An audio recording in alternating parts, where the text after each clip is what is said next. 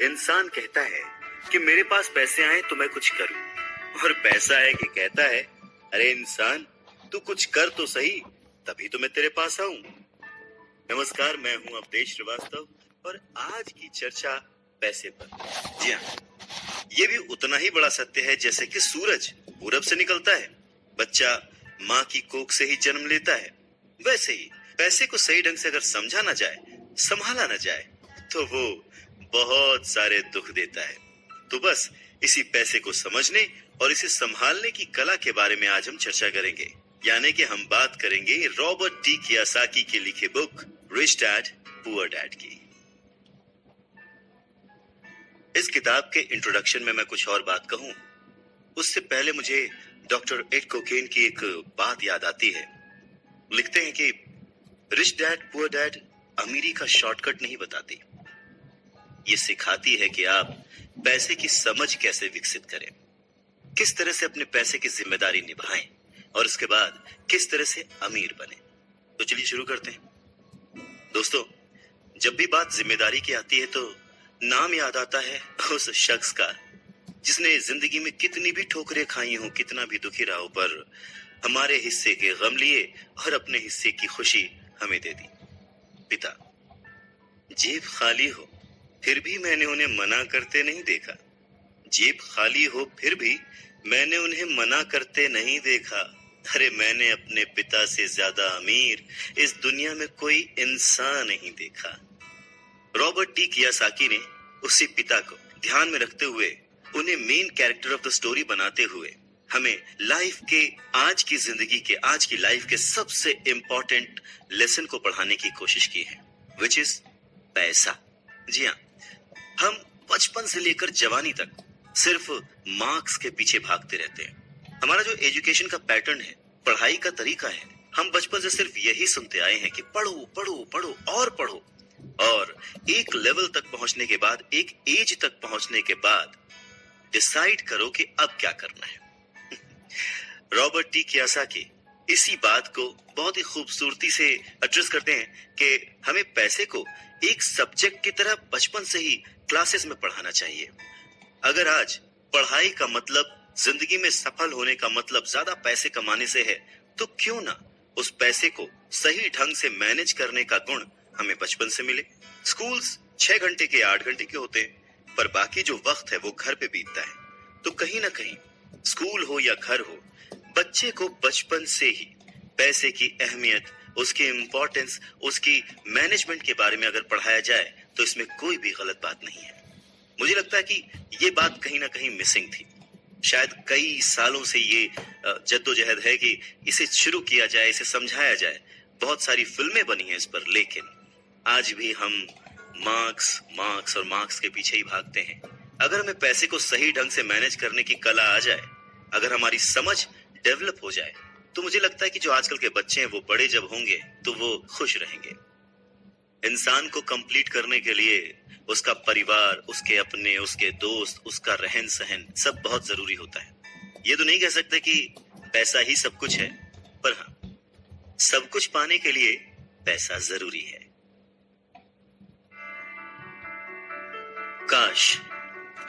काश कि मैंने ये बुक 20 साल पहले पढ़ी होती।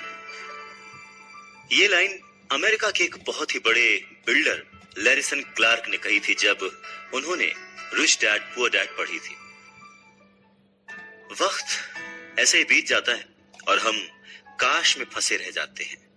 ऐसी बहुत सारी चीजें हमें जब पता लगती हैं जिससे हमारी लाइफ बदल सकती थी, हमें कुछ सीखने को मिल सकता था, हमें तरक्की करने को मिल सकता था, पर वक्त बीत चुका होता है और बस रह जाता है तो ये एक काश कि मैंने ये कर लिया होता। नमस्कार, मैं हूं अवधेश श्रीवास्तव और आज हम चर्चा कर रहे हैं रॉबर्ट टी कियोसाकी के लिखे book rich dad poor dad पर।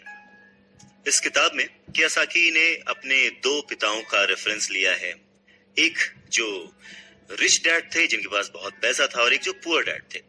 रॉबर्ट कियोसाकी अपने दोनों पिताओं को, दोनों डैड्स को बराबर का सम्मान देते थे और उनके जो दोनों पिता थे वो भी उन्हें उतना ही प्यार करते थे।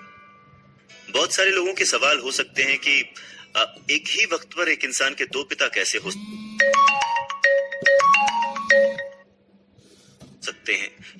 और क्वेश्चन। मुझे लगता है कि हम अगर इस बात पे ध्यान दें कि रॉबर्ट कियोसाकी हमें समझाना क्या चाहते हैं, तो हमारे लिए फायदे की बात होगी।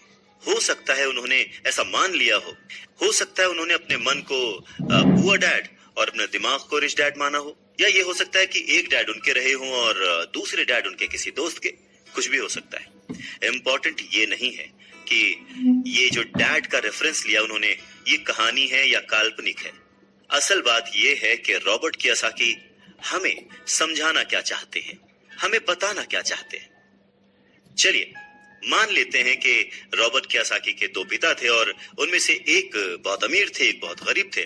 तो रॉबर्ट कियोसाकी कहते हैं कि सोच जो है वो बहुत बड़ा रोल प्ले करती है, और इसी माध्यम से रॉबर्ट कियोसाकी कहते हैं कि हालांकि वो दोनों पिता उनके अपने थे, हालांकि वो दोनों पिता उनका उतने ही शिद्दत से, उतने ही मन से ख्याल रखते थे, उतना ही प्यार करते थे, अपनी जान निछावर करते थे और हमेशा उन्हें सिखाने की कोशिश करते थे, जिंदगी में आगे बढ़ाने की कोशिश करते थे।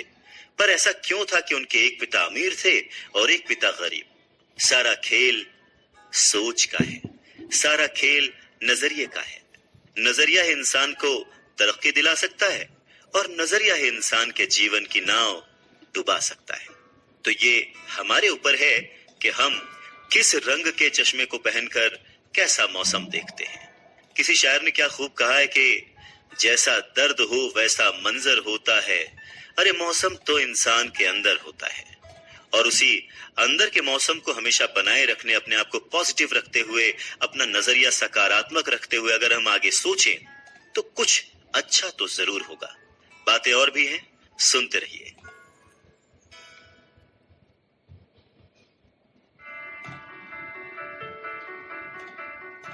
गरीब और मध्यम वर्गीय लोग पैसे के लिए काम करते हैं, पर जो अमीर होता है उसका पैसा उसके लिए काम करता है।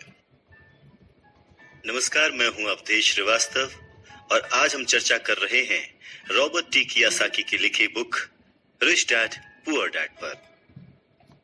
स्कूल जाओ और मेहनत से पढ़ो, ये जो लाइन है याद करिए, बचपन में हम सब ने सुना है और एक बार नहीं कई बार सुना है।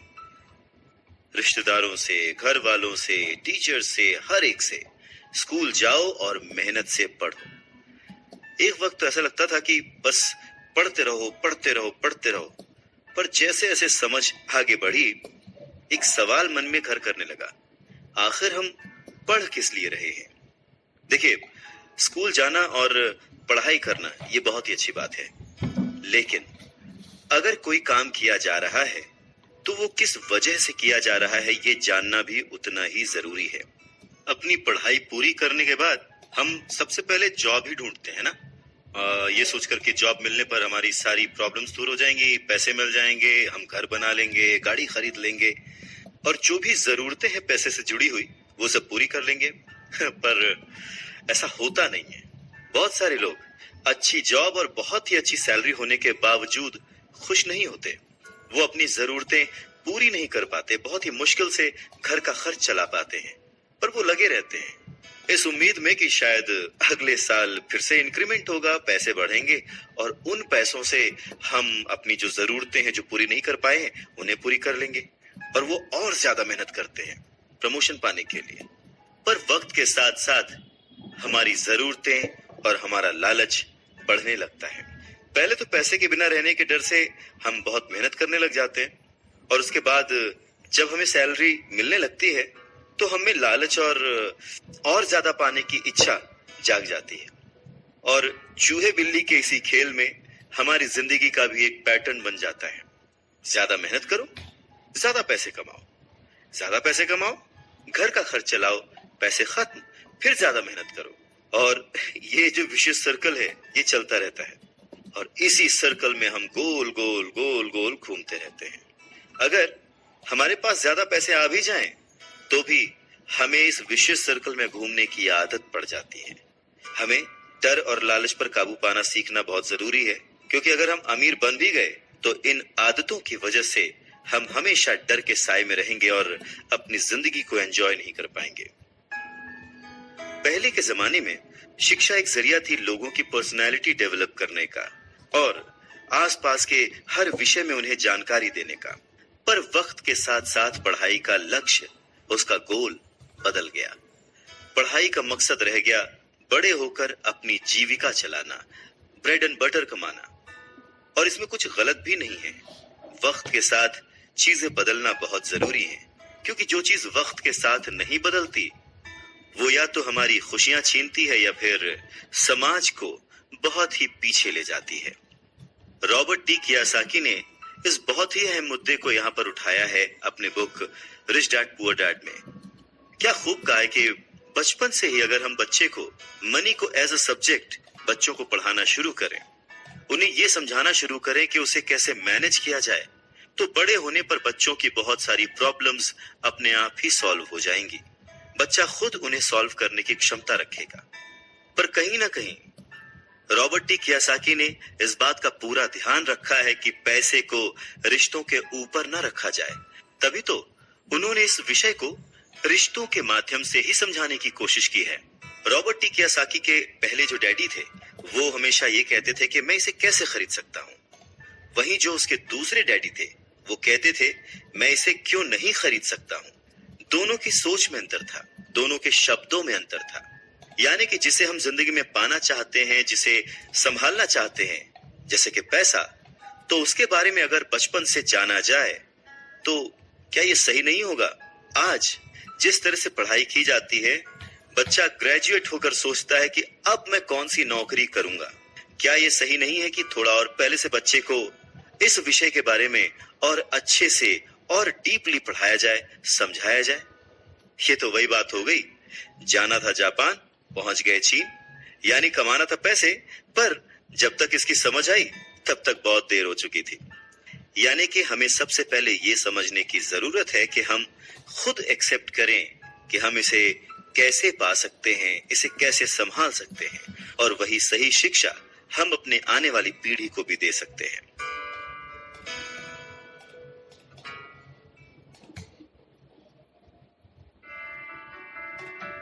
अगर दिल्ली जाना है तो टिकट भी दिल्ली का ही लेना पड़ेगा। नमस्कार, मैं हूं अवधेश श्रीवास्तव और हम बात कर रहे हैं रिच डैड पुअर डैड की, जिसे लिखा है रॉबर्ट टी कियोसाकी ने।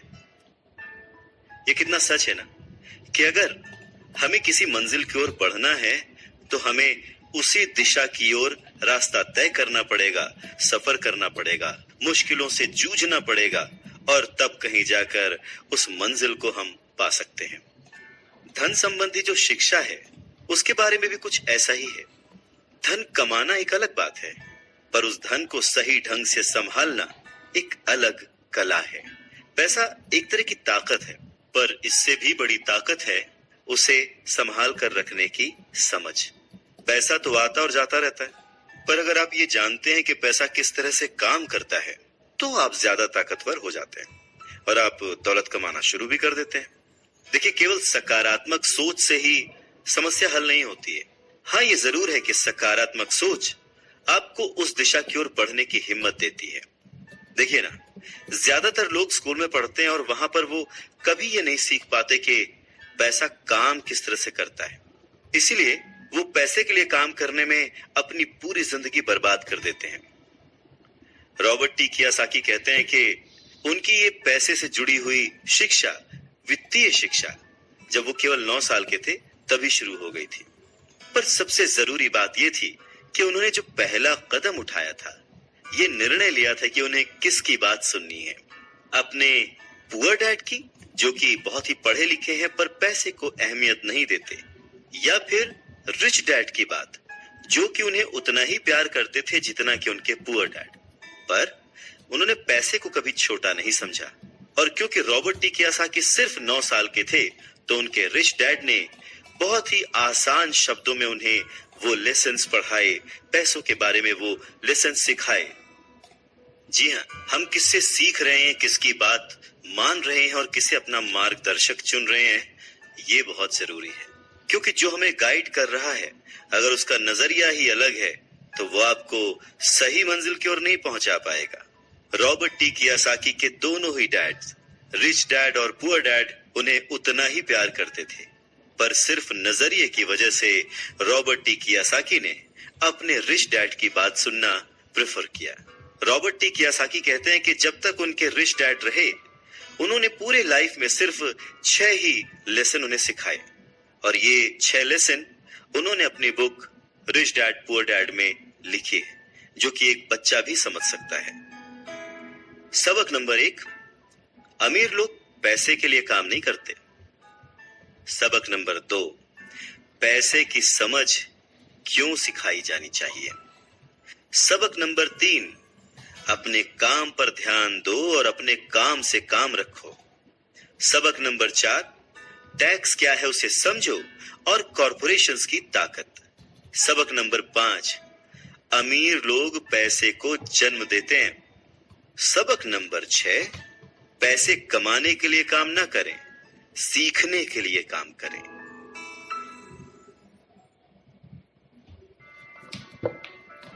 अमीर लोग पैसे के लिए काम नहीं करते। नमस्कार, मैं हूं अवधेश श्रीवास्तव और हम चर्चा कर रहे हैं रिच डैड पुअर डैड की। ये समझने की कोशिश कर रहे हैं कि आखिर अमीर और अमीर कैसे होता जाता है। रॉबर्ट टी कियासाकी एक कहानी का जिक्र करते हैं। कहते हैं कि जब वो छोटे थे तो उन्होंने अपने डैडी से पूछा कि डैडी, क्या आप बता सकते हैं कि अमीर कैसे बना जाए। ये सुनकर उनके पुअर डैडी, जो कि एक स्कूल में पढ़ाते थे, उन्होंने कहा कि बेटे, तुम अमीर क्यों बनना चाहते हो। इस पर कियासाकी कहते हैं कि कुछ बच्चों ने और उनके पेरेंट्स ने उन्हें गरीब कहा। ये सुनकर उनके पुअर डैड सोच में पड़ जाते हैं और फिर उसके बाद उनसे कहते हैं, देखो, अगर तुम अमीर बनना चाहते हो तो तुम्हें पैसे बनाना सीखना चाहिए। इस पर कियासाकी ने अपने डैड से पूछा, मैं पैसे बनाना किस तरह से सीख सकता हूं। तो डैड ने जवाब दिया, अपने दिमाग से। और उसके बाद वो अपना चश्मा पहनकर अपना अखबार पढ़ने लग गए, जिसका मतलब ये था कि अब इससे ज्यादा मुझसे और कोई सवाल मत पूछना, क्योंकि मुझे इसके बारे में कुछ नहीं पता। इस बात को कियासाकी पूरी रात सोचते रहे और अगली सुबह अपने सबसे अच्छे और करीबी दोस्त माइक को अपनी ये बात बताई। उन्होंने माइक से पूछा कि क्या वो ये पैसे बनाने वाले काम में उनके बिजनेस पार्टनर बनेंगे। माइक ने उनसे पूछा, ठीक है, मैं तुम्हारे साथ हूं, पर तुम पैसा कैसे कमाओगे और हमें क्या करना चाहिए। इस पर कियासाकी ने ठीक वही जवाब जो उनके पिता ने उन्हें दिया था, उनके डैड ने उन्हें दिया था, बता दिया कि भाई, मुझे नहीं पता, लेकिन फिर भी क्या तुम इस काम में मेरे पार्टनर बनना चाहते हो। और फिर दोनों दोस्तों ने एक दूसरे का साथ दिया, बिजनेस पार्टनरशिप पक्की हो गई। कुछ दिन बीते, दिमाग दौड़ाया गया और आखिरकार उनका स्कूल जाना सफल रहा। स्कूल की क्लास में उन्होंने कुछ ऐसा पढ़ा था जिसे सोचकर कियासाकी को लगा कि बस पैसा बनाने का फॉर्मूला तो मिल गया, और बस उसी आइडिया को फॉलो करते करते कियासाकी और माइक ने ढेर सारा कच्चा माल इकट्ठा कर लिया, बहुत मेहनत की और अपने डैड की गैराज में उन्होंने कुछ सिक्के बनाए। और जब उनके डैड ने उन्हें देखा तो उन्होंने पूछा कि तुम क्या कर रहे हो। तब कियासाकी का जवाब था, जैसा आपने कहा था, पैसे बना रहा हूं। तब उनके जो पुअर डैड थे, उन्होंने कियासाकी को कहा कि आओ, मुझे तुमसे बात करनी है। कियासाकी और माइक वहां सीढ़ियों पर बैठ गए। साथ में कियासाकी के डैड और माइक के डैड, जो कि रिच थे, वो भी बैठ गए। यहाँ पे मैं आपको बताना चाहता हूं कि इस पूरी कहानी में जो कियासाकी ने अपने रिच डैड को रेफर किया है, वो दरअसल माइक के पिता थे। और फिर बच्चों की इस हरकत को देखकर कियासाकी के पुअर डैड ने अपनी बात को और डिटेल में समझाया और अपनी बात को करेक्ट किया। पहली बार उन्होंने बच्चों को बताया कि गैर कानूनी क्या होता है। बच्चों को लगा कि जो उन्होंने किया वो सही था, पर जब उन्होंने जाना कि ये अलाउड नहीं है, सिक्के छापना अलाउड नहीं है, उसके पीछे कई तरीके होते हैं, कानूनी, गैर कानूनी, ये सब बातें जब बच्चों ने समझी तो उनका मुंह उतर गया। फिर उन्होंने पूछा, तो फिर हम अमीर कैसे बन सकते हैं। तब कियासाकी के डैड ने उनसे कहा कि अगर तुम्हें सच में अमीर बनना है, रिच बनना है, तो तुम मुझसे नहीं, माइक के डैड से पूछो। कियासाकी ने अपने डैड से कहा, पर आप क्यों नहीं बता सकते, हम गरीब क्यों हैं। कियासाकी के पुअर डैड ने कहा, क्योंकि मैं एक टीचर हूं और मैंने पैसे कमाने की राह नहीं चुनी है। पैसे कमाने के लिए तुम्हें माइक के डैड से ही पूछना पड़ेगा। क्या खूबसूरत बात समझाई है कियासाकी ने। कि अगर हमें कोई पर्टिकुलर गोल अचीव करना है, कोई लक्ष्य प्राप्त करना है, तो हमें रास्ता भी सही चुनना होगा, मार्गदर्शक भी सही चुनना होगा। कहते हैं कि सफल होने के लिए मेहनत करना बहुत जरूरी है। मेहनत तो एक मजदूर भी करता है, पर सफलता पाने के लिए, सक्सेस पाने के लिए सही दिशा में सही स्ट्रैटेजी के साथ मेहनत करने से ही सक्सेस हासिल होती है।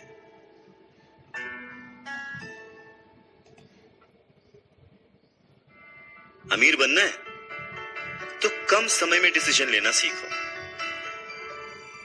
नमस्कार, मैं हूं Avdhesh Srivastava. Robert T Kiyosaki के पुअर डैड ने उन्हें कहा कि उन्हें उनके फ्रेंड माइक के डैड से पूछना चाहिए कि पैसे कैसे कमाए जाते हैं, सक्सेसफुल कैसे हुआ जाता है। तो रॉबर्ट टी कियोसाकी ने और उनके फ्रेंड माइक ने यह डिसाइड किया कि वो अपने रिच डैड से ये बात जरूर पूछेंगे कि अमीर कैसे बना जाए, पैसे कैसे बनाए जाए। रॉबर्ट टी कियोसाकी ने अपने रिच डैड से पूछा कि क्या वो उन्हें पैसा बनाना सिखाएंगे। इस पर उनके रिच डैड ने एक शर्त रखी, और शर्त ये थी कि वो बच्चे उनके साथ काम करते हुए सीखेंगे, न कि क्लास में बैठकर लेक्चर सुनते हुए। उन्होंने कहा कि मेरे पास इतना वक्त नहीं है कि मैं तुम्हें क्लास में बैठकर पढ़ाऊं और जिसका तुम कोई प्रैक्टिकल इस्तेमाल ना कर सको। इस बात को सुनकर रॉबर्ट टी कियोसाकी और माइक थोड़ा सा कंफ्यूज हो गए। वो समझ नहीं पा रहे थे कि उन्हें हाँ कहना चाहिए या नहीं। उन बच्चों की कंफ्यूजन देखकर उनके डैड ने उनसे कहा, अगर जिंदगी में सक्सेस पाना चाहते हो, सफल होना चाहते हो, तो कम समय लेकर डिसाइड करना सीखो, जल्द से जल्द डिसीजन लेना सीखो। उन्होंने जल्दबाजी करने को नहीं कहा, पर हाँ, जितना कम समय हो सके उतने कम समय में सही निर्णय लेने की कला जिसको आती है, वो जिंदगी में हमेशा आगे जाता है। यही उनकी सीख थी। और फिर बच्चों ने डिसाइड किया कि वो खेल छोड़कर सीखने का विकल्प चुनेंगे, काम करने का विकल्प चुनेंगे, ताकि उन्हें ये समझ में आ सके कि पैसे कैसे कमाए जा सकते हैं। बस फिर क्या था, बच्चे अगले ही दिन अपने रिच डैड के पास पहुंच गए। उनके रिच डैड ने उन बच्चों को एक शॉप पर सफाई का काम दिया। अब क्योंकि उस वक्त एसी और इस तरह की चीजें ज्यादा चलन में नहीं थी, तो दरवाजे मोस्टली खुले ही रहते थे, जिसकी वजह से सामान पर धूल जमी रहती थी और इस काम के उन्हें 30 सेंट मिलते थे। इस तरह से उन्हें एकदम भी पैसे नहीं बचते थे। वो परेशान रहते थे और एक दिन उन्होंने माइक से कहा कि मैं अब काम नहीं करूंगा, या तो वो मेरी तनख्वाह बढ़ाएं या फिर मैं काम छोड़ रहा हूं। उसके बाद 9 साल के रॉबर्ट टी कियोसाकी और उनका दोस्त माइक उनके रिच डैड से मिलने पहुंचे। रिच डैड के सामने बैठते ही माइक बुरी तरह से रो पड़े और उन्होंने कहा, डैड, आपने कहा था कि अगर मैं आपके लिए काम करूंगा तो आप मुझे पैसा कमाना सिखाएंगे। अपनी तरफ से मैंने पूरी तरह से, पूरी ईमानदारी से काम किया है, कड़ी मेहनत की है। इस काम के लिए मैंने अपनी खेल तक की कुर्बानी दे दी और अब आप अपने वादे से मुकर रहे हैं। आपने मुझे कुछ भी नहीं सिखाया। लोग आपको लालची कहते हैं, जो सिर्फ पैसे कमाना चाहता है पर अपने साथ काम करने वालों का बिल्कुल भी ध्यान नहीं रखता। मैं एक छोटा सा बच्चा हूं और आपको मेरे साथ ऐसा बर्ताव नहीं करना चाहिए था। रॉबर्ट टी कियोसाकी के डैड ने कहा, पर मैं तो तुम्हें काम सिखा रहा हूं। रॉबर्ट टी कियोसाकी कहते हैं कि उस वक्त वो गुस्से में थे, तो उन्होंने पूछा, नहीं, आप मुझे कुछ नहीं सिखा रहे, बताइए आपने मुझे क्या सिखाया। कुछ भी नहीं। आपसे सीखने के लिए मैं बस चंद सिक्कों में काम करने के लिए तैयार हो गया और उसके बाद तो आपने मुझसे बात तक नहीं की। मैं आपकी शिकायत सरकार से करूंगा। हमारे देश में भी बाल श्रम कानून है, आप तो जानते ही हैं। मेरे पुअर डैड सरकार के लिए काम करते हैं। इस बात को सुनकर उनके रिच डैड ने कहा, शाबाश, अब तुम उन लोगों की तरह बोल रहे हो जो कभी मेरे लिए काम करते थे। या तो मैंने उन्हें नौकरी से निकाल दिया या फिर उन्होंने खुद ही नौकरी छोड़ दी। रही बात तुम्हें कुछ सिखाने की, कौन कहता है कि मैंने तुम्हें कुछ नहीं सिखाया। पिछले दिनों जितना तुमने काम किया, जरा सोच कर देखो, क्या सिखाने का मतलब केवल भाषण देना या बातचीत करना ही होता है? इस तरह से तो तुम्हें स्कूल्स में सिखाया जाता है, पर जिंदगी में कोई तुम्हें भाषण देकर या बातचीत करके नहीं सिखाएगा। तुम्हें उस दौर से गुजरना पड़ेगा, कठिनाइयों से जूझना पड़ेगा, अपना रास्ता खुद ढूंढना पड़ेगा और फिर जिंदगी तुम्हें सबक सिखाएगी, तुम्हें और बेहतर इंसान बनाएगी। सच ही तो है। जिंदगी के तमाम मोड़ आते हैं, ऐसे मकाम आते हैं जिन पर हमें धक्का लगता है, ठोकरें लगती हैं। हम उस वक्त परेशान होते हैं कि हमारे साथ ऐसा क्यों हो रहा है। पर अगर ध्यान से देखा जाए तो जिंदगी उस झटके के जरिए हमें कह रही होती है कि जाग जाओ, मैं तुम्हें कुछ सिखाना चाहती हूँ। पर 9 साल के रॉबर्ट टी कियोसाकी को ये बड़ी बड़ी बातें समझ नहीं आई।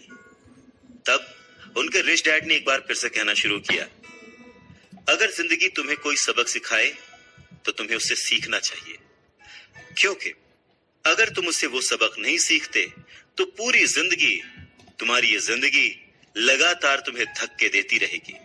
अपनी जॉब में रहते हुए तुम अगर उसकी मुसीबतों से सबक लोगे, सीखोगे, तो तुम एक समझदार, अमीर और सुखी इंसान बन सकते हो। पर अगर तुम ये नहीं सीखते तो जिंदगी भर अपनी प्रॉब्लम्स के लिए अपनी नौकरी, कम सैलरी या फिर अपने बॉस को कोसते रहोगे और हमेशा उम्मीद करते रहोगे कि कोई और आए, तुम्हारी सैलरी बढ़ाए और तुम्हें सुख दे, जो कि पॉसिबल नहीं है।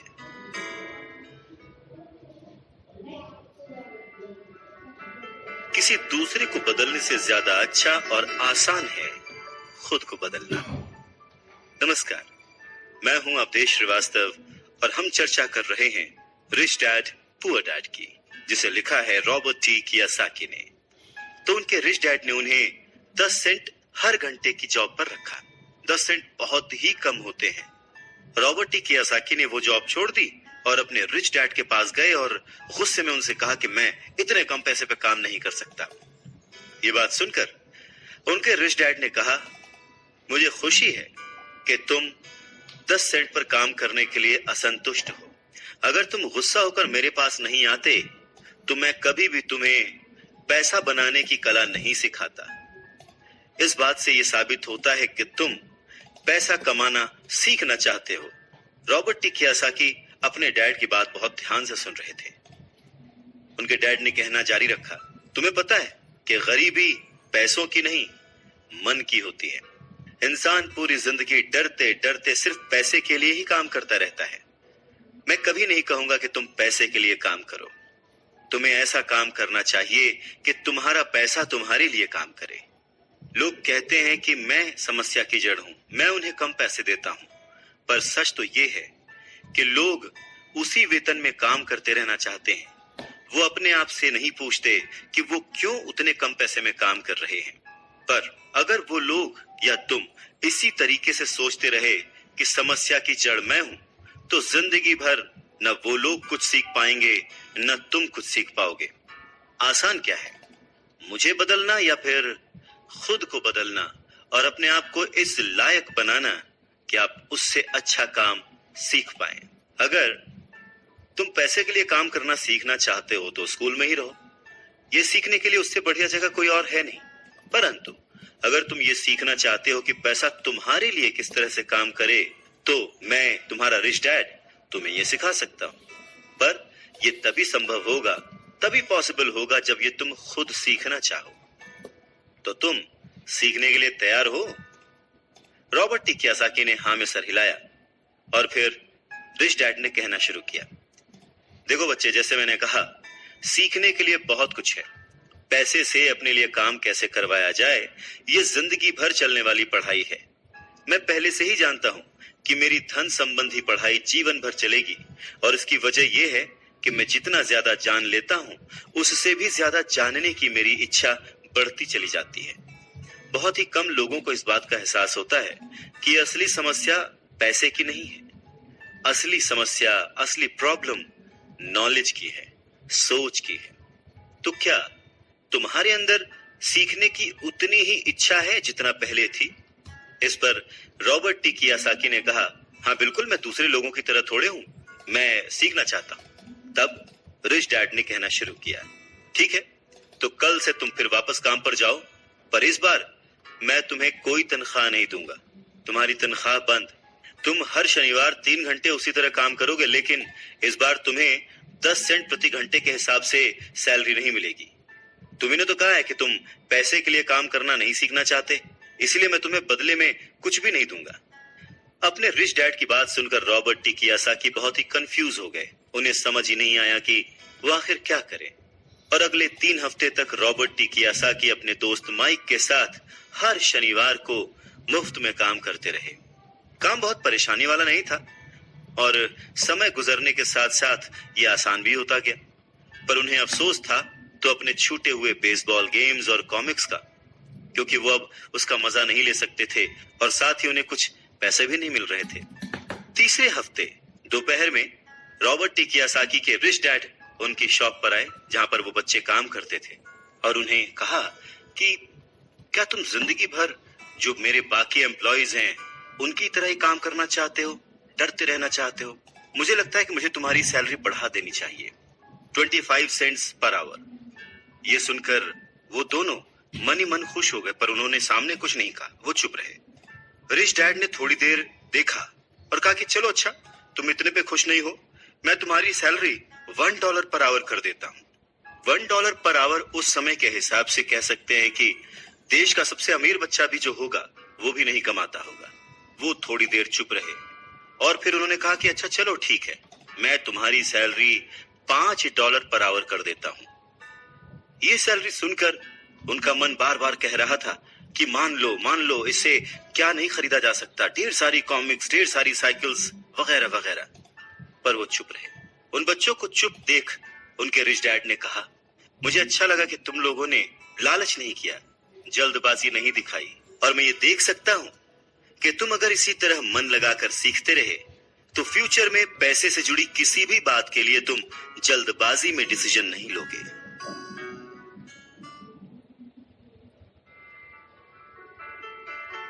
जब किसी के पास पैसा आता है तो अपने साथ डर और लालच भी लेकर आता है। नमस्कार, मैं हूं अवधेश श्रीवास्तव। रॉबर्ट टी कियासाकी के रिच डैड उन्हें पैसे के बारे में, उसकी अहमियत के बारे में और साथ में आने वाले डर और लालच के बारे में समझाते हुए कहते हैं कि कुछ और पाने की इच्छा को, बेहतर पाने की इच्छा को लोग लालच कहते हैं, पर मेरे लिए ये इच्छा ही है और इसमें कोई बुराई भी नहीं है। पर यकीन मानो, अगर मैं तुम्हें $5 भी दूं तो भी तुम्हारी समस्या नहीं सुलझेगी, तुम अमीर नहीं बन पाओगे। अपने रिच डैड की बात सुनकर रॉबर्ट टी कियासाकी ने पूछा, ऐसा क्यों? अगर मैं इतनी सैलरी उठाऊंगा उसके बाद भी मैं अमीर क्यों नहीं बन पाऊंगा? तब रिच डैड ने कहा, क्योंकि अमीरी मन से होती है, सोच से होती है, पैसे से नहीं। पैसा आज है, कल जा भी सकता है, पर जो इंसान सोच से अमीर है, जो ये जानता है कि पैसे को कैसे संभाला जाए, पैसे को कैसे कमाया जाए, पैसे को कैसे बनाया जाए, वो कभी भी गरीब नहीं हो सकता। इस पर रॉबर्ट टी कियासाकी ने पूछा, तो क्या हमें पैसे से दूर रहना चाहिए, उसके पीछे भागना नहीं चाहिए? इस पर रिच डैड ने जवाब दिया, देखो, पैसे से दूर रहना भी बड़ा पागलपन है जितना कि उसके पीछे भागना। मुसीबत की घड़ी में या पैसे न होने की घड़ी में, गरीबी की हालत में ज्यादातर लोग ये नहीं जानते कि वो अपने दिमाग से सोचते हैं या अपने दिल से। आपकी भावनाएं तो आपकी ही रहेंगी, पर मुसीबत के वक्त दिल से नहीं, दिमाग से सोचना भी आना चाहिए। अक्सर लोग जब नौकरियां छोड़ते हैं, अक्सर लोग जब अपने बॉस की बुराई करते हैं, अक्सर लोग जब अपनी मुसीबतों के पहाड़ की बात करते हैं, तो वो अपने दिल से सोच रहे होते हैं, क्योंकि जो दिमाग से सोचता है वो हमेशा अपनी तरक्की के बारे में सोचता है। वो इस डर से नहीं सोचता कि उसकी नौकरी चली जाएगी। तुम्हें दिल के हाथों मजबूर होकर, डर के हाथों मजबूर होकर पैसे का गुलाम नहीं बनना है। मैं चाहता हूं कि तुम दिमाग से सोचो और पैसे को अपना गुलाम बनाओ, ताकि वो पैसा तुम्हारे लिए काम करे। क्योंकि इस दुनिया में सच्चा अमीर वही है जो पैसे के पीछे न भागे, जो खुद पैसे के लिए काम न करे, बल्कि उसका पैसा उसके लिए 24 घंटे काम करता रहे।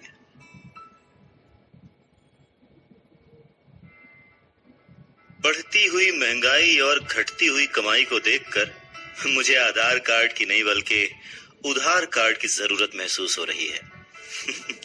नमस्कार, मैं हूं अवधेश श्रीवास्तव और आज हम चर्चा कर रहे हैं रॉबर्ट टी कियासाकी की लिखी book rich dad poor dad की। सच में रॉबर्ट टी कियासाकी की ये बुक तब भी उतनी ही प्रासंगिक थी, उतनी ही रिलेवेंट थी जितनी की आज। महंगाई हमेशा बढ़ती आई है, चीजें महंगी होती आई हैं, दाम बढ़ते आए हैं। उसके पीछे का कारण, उसके पीछे की सोच क्या है और ये महंगाई है क्या, कैसे बढ़ती है, इसके बारे में रॉबर्ट टी कियोसाकी के रिच डैड बहुत अच्छे से समझाते हैं। वो कहते हैं कि जितना ज्यादा हम पैसे कमाते हैं उतना ही ज्यादा उसके खोने का डर हमारे अंदर बढ़ता जाता है। पैसे के साथ जो डर आता है, पैसे के साथ जो लालच आता है, वही हमें पैसे के पीछे भगाता है और हमें पैसे का गुलाम बनाता है। हमें ये समझने की जरूरत है कि इस लाइफ की जरूरतों में हम सब बंधे हुए हैं। हम सब अपने परिवार को चलाने के लिए, अपनी डेली नीड पूरी करने के लिए, अपने शौक पूरे करने के लिए दिन ब दिन पैसे के पीछे भागते रहते हैं। धीरे धीरे ज्यादा पैसा कमाने की इच्छा करते रहते हैं। पैसा कमाना गलत नहीं है, पर पैसे कमाने के पीछे की नीयत, उसका सही होना जरूरी है। और वो नीयत ही है जो इस समाज में महंगाई बढ़ाती है, और वो नीयत ही है जो इस समाज में डिसबैलेंस पैदा करती है। एक छोटे से एग्जाम्पल से इस बात को समझा जा सकता है कि एक डॉक्टर जो अपने परिवार को ज्यादा खुशी देना चाहता है, अपनी फीस बढ़ा देता है। उसकी फीस बढ़ने की वजह से सारी मेडिकल फैसिलिटीज, स्वास्थ्य सुविधाएं सब महंगी हो जाती हैं। अब इससे गरीब लोगों को सबसे ज्यादा नुकसान पहुंचता है। इसलिए गरीब लोगों का स्वास्थ्य अमीर लोगों से ज्यादा बुरा होने लगता है। अब क्योंकि डॉक्टर्स ने अपनी फीस बढ़ा दी है, इसलिए लॉयर्स ने भी अपनी फीस बढ़ा दी। लॉयर्स ने अपनी फीस बढ़ा दी तो स्कूल टीचर भी अपनी तनख्वाह बढ़ाना चाहते हैं, और यह सिलसिला बस यूं ही चलता रहता है।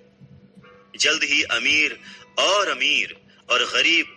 गरीब होता जाता है, और इतना बड़ा अंतर दोनों के बीच आ जाता है कि सोशल डिसबैलेंस पैदा हो जाता है।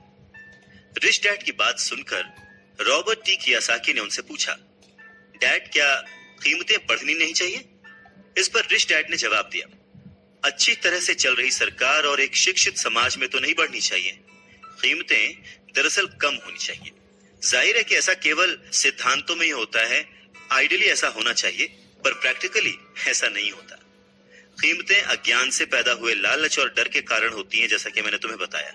अगर स्कूल्स में मनी के बारे में, पैसों के बारे में सिखाया जाता तो लोगों के पास ज्यादा पैसा होता और बाजार की कीमतें भी कम होती।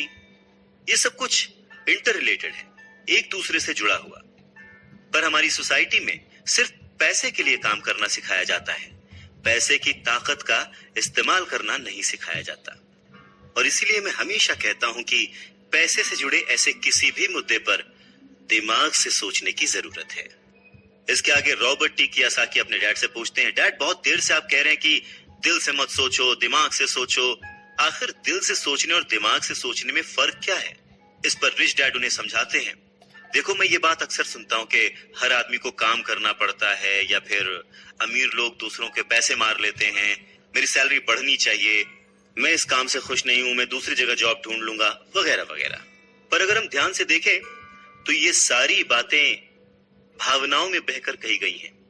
ये सारी बातें इमोशनल होकर कही गई हैं, और अक्सर भावनाओं में बहकर हम जो भी डिसीजन लेते हैं वो सिर्फ हमें नुकसान पहुंचाता है। तो बात को समझो, जब भी कोई डिसीजन लो दिमाग से लो, जल्दबाजी मत करो, हाँ पर जल्दी करो। बस इसी तरह से मन लगाकर काम करते रहो। तुम्हारा जो दिमाग है वो तुम्हें जल्द से जल्द कुछ ना कुछ ऐसे सही तरीके बता ही देगा जिससे तुम ज्यादा कमा पाओगे, ऐसी चीजें देख पाओगे जो दूसरे लोग नहीं देख पाते। मौका उनकी नाक के नीचे होता है, अवसर उनके पास होता है, सामने होता है, पर वो उसे पहचान नहीं पाते। पर अगर तुम दिमाग से काम लोगे तो तुम उन्हें पहचान पाओगे, उन मौकों का फायदा उठा पाओगे और जिंदगी में आगे बढ़ पाओगे।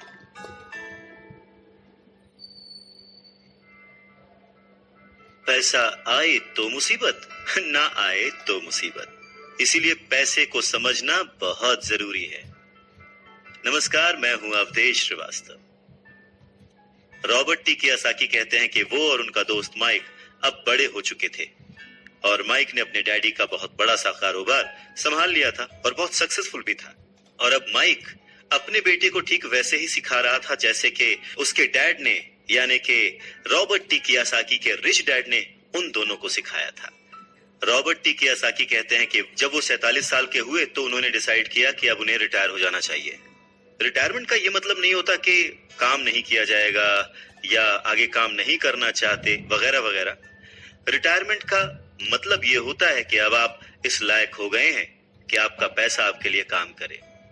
रिटायरमेंट का सही मतलब यही है कि आपने पूरी जिंदगी जो मेहनत करके, जो स्ट्रैटेजीज बना के, सही जगह निवेश करके पैसा लगाया था, अब आपकी वो एज आ चुकी है कि अब आप उस पैसे को एंजॉय करें, क्योंकि आपका पैसा अब आपके लिए काम करना शुरू कर चुका है। कुछ लोग पूरी जिंदगी काम करते रहते हैं, रिटायर नहीं हो पाते। पूरी जिंदगी काम करना गलत नहीं है, पर यह डिफरेंस समझना बहुत जरूरी है कि पैसे की जरूरत की वजह से पूरी जिंदगी काम कर रहे हैं, उसका गुलाम बन के काम कर रहे हैं, या फिर उसका मालिक बन के और अपने काम को एंजॉय करके पूरी जिंदगी काम कर रहे हैं। रिटायरमेंट को दूसरे शब्दों में चिंताओं से आजादी भी कह सकते हैं। इसका मतलब यह है, पैसा अगर सही तरह से खर्च किया जाए, पैसे को अगर सही तरह से मैनेज किया जाए तो वो अपने आप बढ़ता रहता है। ये ठीक एक पेड़ लगाने की तरह है कि आप सालों तक इसे पानी देते हैं। जब आप अपने बिजनेस में होते हैं, अपनी जॉब में होते हैं, और कभी भी इसमें कोताही नहीं करते।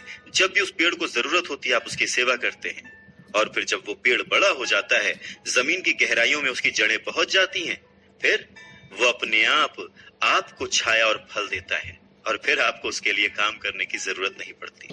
पैसा भी कुछ कुछ उस पेड़ की ही तरह है। अगर इस बात को एक दूसरे एग्जाम्पल से समझें तो हमें जैसा गोल बनाना है उसके लिए हमें प्रिपरेशन भी वैसी ही करनी पड़ेगी। अगर बहुत ऊंची बिल्डिंग बनानी है तो हमें उसकी नींव बहुत गहरी खोदनी पड़ेगी, और अगर हमें सिर्फ छोटा सा घर बनाना है तो उसकी नींव छोटी होगी। पर प्रॉब्लम यही होती है, हम छोटी सी नींव खोद कर बहुत बड़ी सी बिल्डिंग बनाने की कोशिश करते हैं जो कि बाद में ढह जाती है। तो जरूरी क्या है? पैसे को समझना, पैसे को संभालना। पैसे को संभालने के लिए उसे समझा कैसे जाए, इसके लिए सबसे जरूरी बात है लायबिलिटीज और एसेट्स के बीच फर्क को समझा जाए, और एसेट्स को खरीदा जाए और लायबिलिटीज में पैसे न डाले जाए। अच्छा, इस सुनने में बहुत ही आसान लगता है, लेकिन सच यही है कि ये आपको अमीर बनने में बहुत मदद करेगा। लेकिन अगर ये इतना ही सिंपल है तो फिर हर कोई इस बारे में सोचता क्यों नहीं? लोगों को लगता है कि उन्हें लायबिलिटीज और एसेट्स के बीच फर्क पता है, पर लायबिलिटीज और एसेट्स के बीच का जो बारीक सा फर्क है वही लोगों को नहीं पता है। तो चलिए इसके बारे में और डिटेल में बात करते हैं। लायबिलिटीज और एसेट्स क्या है? लायबिलिटीज वो हैं जहां से आपको पैसा कभी नहीं आएगा, उल्टे आपको उसमें और पैसा डालते रहना पड़ेगा। और एसेट्स वो चीजें हैं जो आपको पैसा देती रहेंगी, दिन ब दिन उनकी कीमत बढ़ती रहेगी, वो आपको अमीर और अमीर बनाती रहेंगी। इसको अगर इनकम और एक्सपेंस के टर्म में समझे तो और आसान होगा। सिंपल सा मतलब है, इनकम है कि आपके पास कितना पैसा आया, और एक्सपेंस है कि आपने कितना पैसा खर्च किया। तो जब भी ऐसी कंफ्यूजन हो, सही तरीका यह है कि एक बैलेंस शीट बनाएं जिसमें अपने एसेट्स और लायबिलिटीज जरूर लिखें।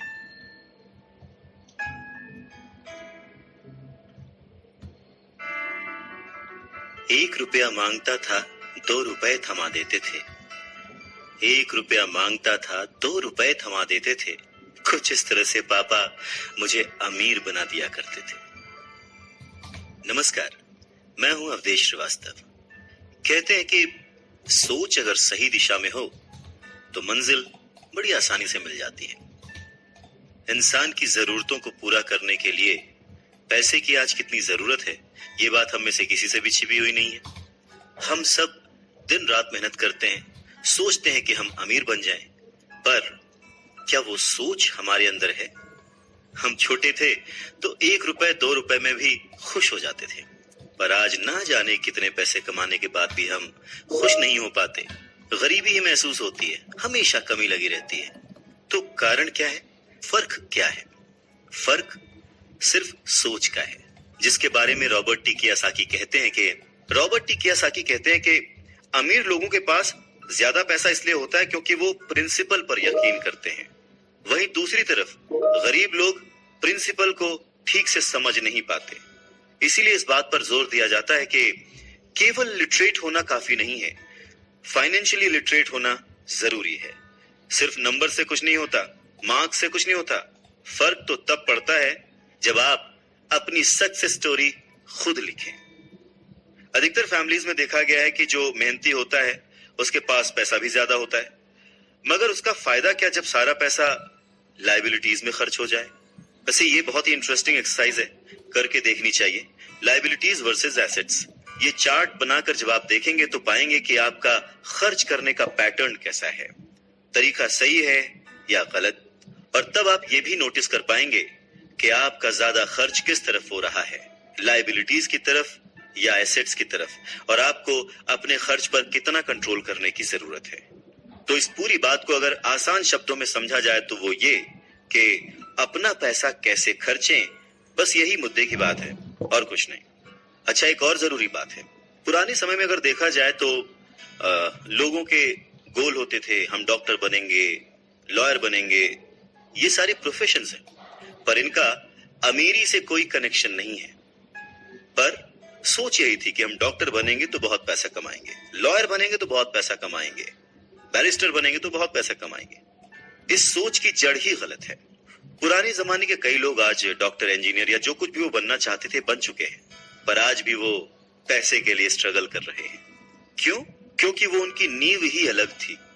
आज दौर बदल चुका है, बच्चे एथलीट बनना चाहते हैं, स्पोर्ट्स पर्सन बनना चाहते हैं, स्टार बनना चाहते हैं, क्योंकि उन्हें पता है कि सिर्फ अच्छी पढ़ाई और अच्छे ग्रेड्स के भरोसे बैठकर वो अपने करियर में सक्सेस नहीं पा सकते। आज वक्त बदल चुका है। आज के जमाने में सभी वर्किंग हैं, हस्बैंड वाइफ वर्किंग हैं, दोनों कमाते हैं और सोचते हैं कि हम दोनों मिलकर ज्यादा पैसे कमाएंगे और हम ज्यादा अमीर हो जाएंगे। और सबका ध्यान सिर्फ अपने अपने करियर पे ही होता है। कमाई बढ़ने लगती है, पर जाहिर है कि उसी के साथ साथ खर्चे भी बढ़ने लगते हैं। कहने का मतलब ये कि बिना फाइनेंशियली लिटरेट हुए आप कितने भी पैसे कमा लें, वो खर्च हो जाएंगे, वो आपकी लाइबिलिटीज में चले जाएंगे, और ये एक ऐसा चक्कर है जो फिर चलता ही रहता है। और उसके बाद सभी ये सोचते हैं कि इस मुसीबत से बाहर कैसे निकला जाए। दरअसल लोगों को लगता है कि ज्यादा पैसे कमाने से आदमी अमीर हो जाता है, पर रॉबर्ट टी कियोसाकी कहते हैं कि अमीरी एक सोच है। अमीरी अपने पैसे को सही जगह खर्च करने की समझ है। अमीरी पैसे के पीछे ना भागने की सोच है। अमीरी रिटायरमेंट लेते समय ना डरने की सोच है। अमीरी तब है जब आपका पैसा आपके लिए काम करे। तो आप जब भी खर्च करें हमेशा ये ध्यान रखें कि पैसा आपको अमीर नहीं बनाता। उसे सही जगह पे इन्वेस्ट करना, उसे सही से संभाल कर रखना, या कई बार उसे गलत जगह पर खर्च ना करना भी आपको अमीर ही बनाता है। कहने का मतलब ये कि अमीरी क्या है? अमीरी वो नहीं कि आप कितना पैसा कमा पाते हैं, अमीरी तो वो है कि आप कितना पैसा बचा पाते हैं। आप ठहर जाएंगे तो चलेगा, आपकी सोच नहीं ठहरनी चाहिए, क्योंकि अगर सोच ठहर गई तो जिंदगी बिना किसी सोच के गुजर जाएगी। नमस्कार, मैं हूं अवधेश श्रीवास्तव और आपसे बातें कर रहा हूं रिच डैड पुअर डैड की, जिसे लिखा है रॉबर्ट टी कियोसाकी ने। बात सन 1947 की है। दुनिया की सबसे बड़ी फूड चेन मैकडॉनल्ड के फाउंडर रे क्रॉक ने एक एमबीए क्लास में स्पीच दी। बहुत ही शानदार स्पीच, लोगों ने बहुत तालियां बजाई, खुश हुए। स्पीच के बाद एमबीए के स्टूडेंट्स ने उनके साथ वक्त बिताना चाहा, उनसे रिक्वेस्ट की कि सर थोड़ा टाइम हमारे लिए स्पेयर कर लें। बातों बातों में रे क्रॉक ने अचानक एक सवाल किया, क्या आप लोग जानते हैं कि मैं किस बिजनेस में हूं? अब क्योंकि वो मैगडी को रिप्रेजेंट कर रहे थे तो सभी जानते थे कि भाई आप हैमबर्गर बेचते हैं, फूड बिजनेस में हैं, तो बच्चों ने वही जवाब दिया। इस बात पर रे हंसने लगे। उनका असली बिजनेस तो रियल एस्टेट का है, क्योंकि मैगडी के लिए हर लोकेशन का चुनाव बहुत ही सोच समझकर और रेकी करके किया जाता है। जहां उनकी फ्रेंचाइजी बनाई जाती है वो जमीन भी साथ ही बेची जाती थी। तो इसका सीधा मतलब यह था कि फ्रेंचाइजी खरीदने वाले उस वक्त वो जमीन भी खरीदते थे। तो इस तरह से ये एक रियल एस्टेट बिजनेस भी हो गया। और ठीक यही सबक रॉबर्ट टी कियोसाकी के रिच डैड ने उन्हें सिखाया कि अक्सर लोग खुद के लिए छोड़कर बाकी सब के लिए काम करते हैं। वो टैक्स पे करके गवर्नमेंट के लिए काम करते हैं, उस कंपनी के लिए काम करते हैं जहां वो नौकरी करते हैं, बैंक का मॉर्गेज देकर उसके लिए काम करते हैं। और ये सब इसलिए क्योंकि हमारा एजुकेशन सिस्टम ही ऐसा है। स्कूल हमें एम्प्लॉय बनना सिखाता है, एम्प्लॉयर नहीं। जो आप पढ़ते हैं बस वही आप बनते हैं, इसलिए हमेशा सही पढ़ें। अगर आपने साइंस पढ़ी तो डॉक्टर बनेंगे, मैथमेटिक्स पढ़ी तो इंजीनियर बनेंगे, मतलब आपने जो पढ़ा वही आप बने। अब मुसीबत यह है कि इससे छात्रों का कोई भला नहीं हो पाता, क्योंकि वो नौकरी और बिजनेस के बीच के फर्क में उलझ कर रह जाते हैं। जब कोई पूछता है कि आपका बिजनेस क्या है, तो आपको ये नहीं बोलना चाहिए कि मैं तो एक डॉक्टर हूं या एक बैंकर हूं, क्योंकि वो आपका प्रोफेशन है, बिजनेस नहीं। वो प्रोफेशन है जिससे आप लोगों की सेवा करते हैं, वो प्रोफेशन है जिससे आप अपना घर चलाते हैं। अमीर बनने के लिए प्रोफेशन नहीं, बिजनेस की जरूरत है। कहने का मतलब है कि आप जो कुछ भी करते हैं उसे अपना बिजनेस बनाइए, नौकरी नहीं। अपनी सारी उम्र दूसरों के लिए काम करके उन्हें अमीर करने में बर्बाद ना करें, बल्कि खुद की जिंदगी को खुशहाल करने के लिए खुद काम करें। बहुत से लोगों को इस बात का एहसास बहुत देर में होता है कि जो उनका हाउस लोन है उनकी जान ले रहा है, और फिर उन्हें लगता है कि जिसे वो एसेट मानते थे वो दरअसल उनकी लायबिलिटी बन गया। जैसे उन्होंने कार ली तो उससे जुड़े तमाम खर्चे उनकी लायबिलिटीज बन गए। उन्हें पूरा करने के लिए नौकरी जरूरी है, और अगर कभी वो सेफ जॉब उनके हाथों से निकल गई तो फिर उनकी मुसीबतें शुरू। इसीलिए हमें अपने सेविंग्स पर, अपनी बचत पर, अपने एसेट्स पर इतना ज्यादा ध्यान देना चाहिए। हम कितना कमा रहे हैं उससे ज्यादा हमें हम कितना सेव कर रहे हैं उस पर ध्यान देना चाहिए।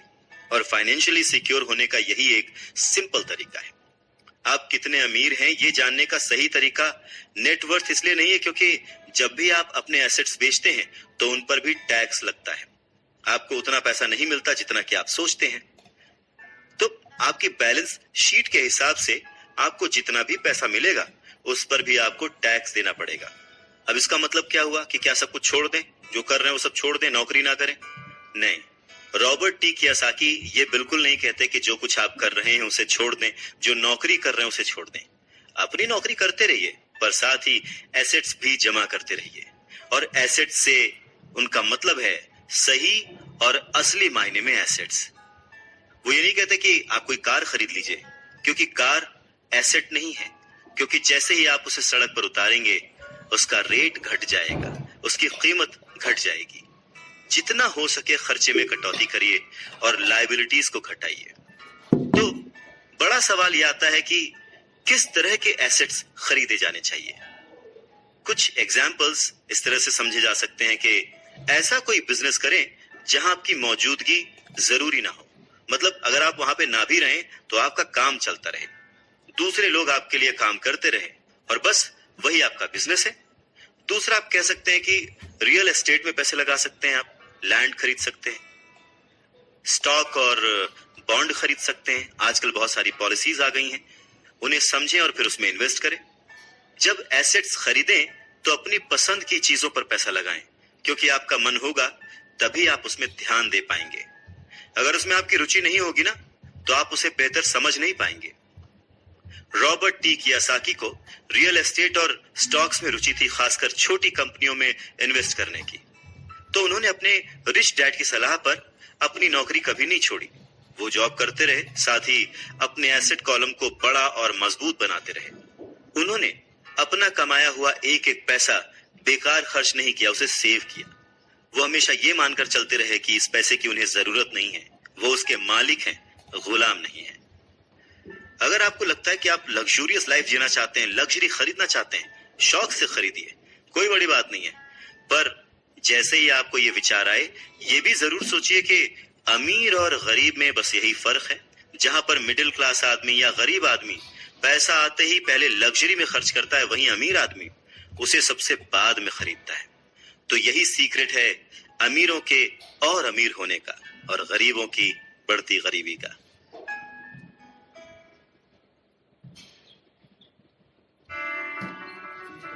संपत्ति वो है जो हमें पैसे कमा के देती है, और जिम्मेदारी, दायित्व वो है जो हमसे पैसे खर्च करवाता है। नमस्कार, मैं हूं अवधेश श्रीवास्तव, बातें रिच डैड पुअर डैड से। रॉबर्ट टी कियोसाकी कहते हैं कि उनके रिच डैड हमेशा चीजों को सिंपल तरीके से समझने और समझाने में विश्वास रखते थे। उन्होंने बच्चों से कहा कि अकाउंटिंग में अंक यानी नंबर इंपॉर्टेंट नहीं है, इम्पोर्टेंट तो वो बात है जो वो नंबर्स, वो अंक बता रहे हैं। ये ठीक लेटर्स की तरह है या शब्दों की तरह है। जैसे शब्द या वर्ड्स इम्पोर्टेंट नहीं होते, इम्पोर्टेंट वो बात होती है जो वो शब्द कह रहे हैं, जो वो शब्द बताना चाहते हैं। कई लोग पढ़ते हैं परंतु बहुत ज्यादा समझ नहीं पाते। अब ये रीडिंग की एक प्रॉब्लम हो सकती है। जैसे एक छोटा सा एग्जांपल लें कि अगर आपके घर में कभी मोबाइल आया हो या वीसीआर आया हो और उसके साथ एक इंस्ट्रक्शन बुक भी आती है, कभी आपने उस इंस्ट्रक्शन बुक को पढ़ा है? मैं ये गारंटी दे सकता हूं कि बहुत सारे लोगों को उसे पढ़ने के बाद भी कुछ समझ नहीं आएगा और ऐसा लगेगा कि वो दुनिया का सबसे मुश्किल काम है। ठीक वैसे ही अंकों के साथ है। अगर आप अमीर बनना चाहते हैं तो आपको अंकों को पढ़ना और उन्हें समझना आना चाहिए।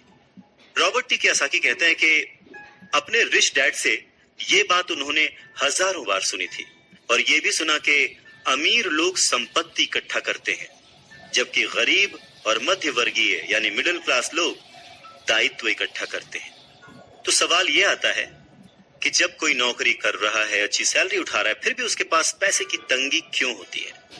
रॉबर्ट टी कियोसाकी के रिच डैड कहते हैं कि पैसे की तंगी की असली वजह होती है कि लोग संपत्ति और दायित्व के बीच अंतर नहीं कर पाते।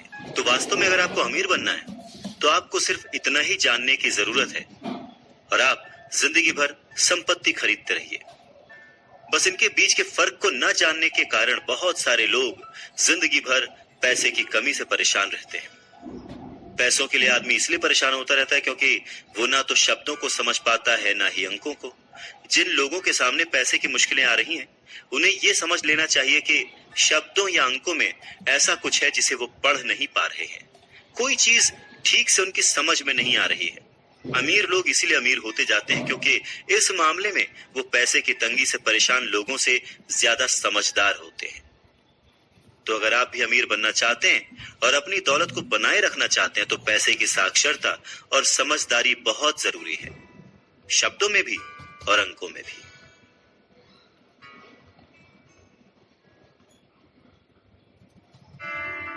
जिंदगी में सिर्फ पैसे कमाकर या पैसे बचाकर आप अमीर नहीं बन सकते। अमीर बनने के लिए आपको अपने अंदर बहुत कुछ बदलना पड़ेगा। नमस्कार, मैं हूं अवधेश श्रीवास्तव। अगर कोई लॉटरी में पैसे जीत जाए और उसे वो अपने साथ रख ले, बचा ले, तो क्या वो आपकी निगाह में अमीर है? नहीं, क्योंकि वो पैसा आज नहीं तो कल उसके साथ नहीं रहेगा।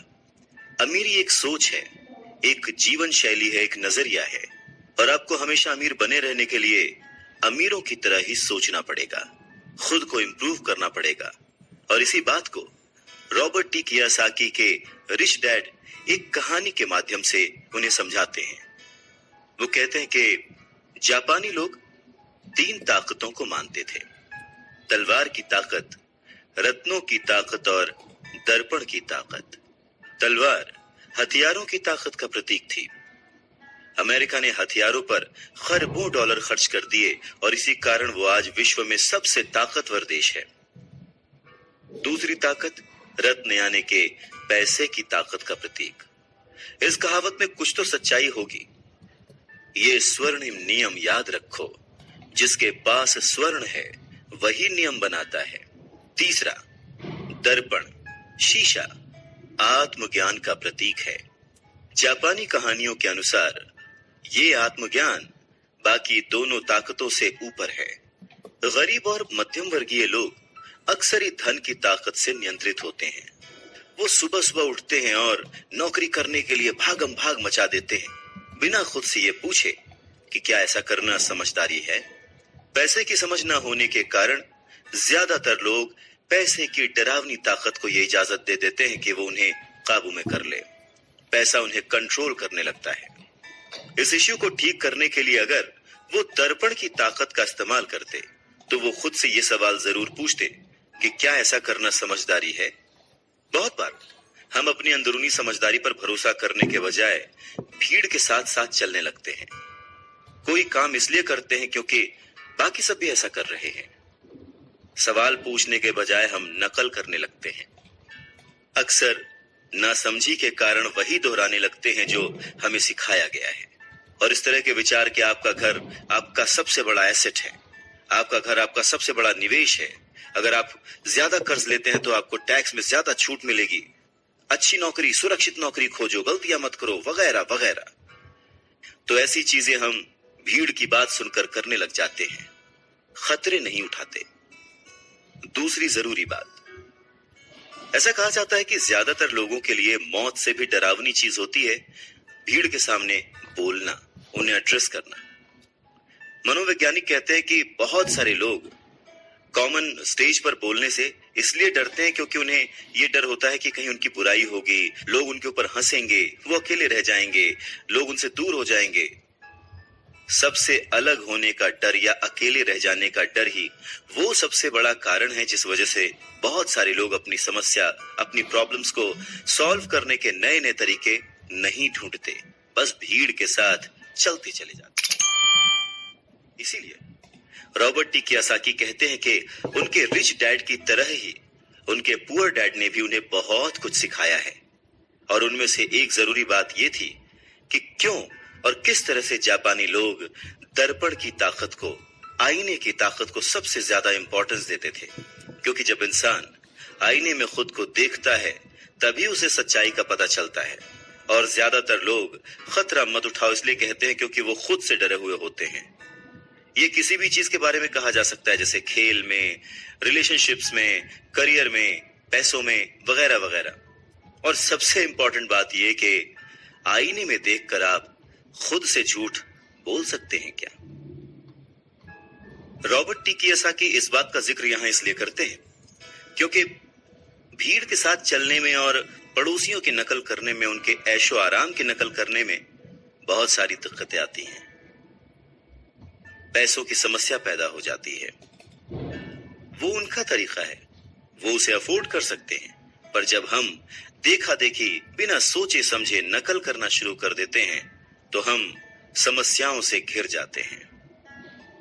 और तब हमें जरूरत होती है आईने की, जो हमें यह बताए हमें क्या करना चाहिए। क्योंकि बेसिक रूल तो वही है, आप पैसे के गुलाम नहीं हैं। ऐसे काम करिए, ऐसे सोचिए, ऐसे बनिए कि पैसा आपका गुलाम हो, वो आपके लिए काम करे। जब भी बाजी लगाइए दिल और दिमाग की, ये जरूर सोचिए कि बात पैसों की है या फिर रिश्तों की। नमस्कार, मैं हूं अवधेश श्रीवास्तव। अमीर बनने का मतलब ये नहीं होता कि आप इमोशनलेस हो जाए। अमीर बनने का ये मतलब नहीं होता कि आप अपने रिश्तों को छोड़ दें। अमीर बनने का ये मतलब नहीं होता कि 24 घंटे आप सिर्फ फायदा उठाने की बात सोचें। अमीरी तो एक सोच है।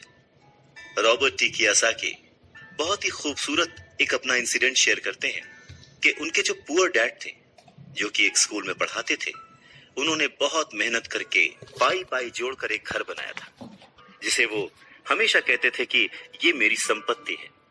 रॉबर्ट टी कियोसाकी जब अपने रिच डैड की संगत में आए तब उन्होंने जाना कि संपत्ति और दायित्व में डिफरेंस क्या है, एसेट और लायबिलिटी में डिफरेंस क्या है। और तब वो हमेशा अपने डैड को बोलते, डैड ये जो आपने लिया है ये आपका एसेट नहीं, ये आपकी लायबिलिटी है। और इस बात पे वो दोनों घंटों बहस किया करते थे। और लायबिलिटी और एसेट के कॉन्सेप्ट को समझाने के लिए वो उन्हें वही सारी बातें एक्सप्लेन करते, जैसे कि एसेट वो होता है जो आपको कमा के देता है, जिसपे आपको और खर्च नहीं करना होता। और लायबिलिटी वो है जिसमें 75 तरह के खर्च होते हैं। हर महीने, हर हफ्ते, हर दिन कुछ ना कुछ आपकी जेब से जा ही रहा होता है। आगे रॉबर्ट टी कियोसाकी कहते हैं कि जब भी लोग उनसे बात बात पर बहस करते हैं कि उनका घर संपत्ति क्यों नहीं है, तो वो जानते हैं कि बहुत से लोग ये बात अपने दिमाग से नहीं, अपने दिल से कह रहे हैं।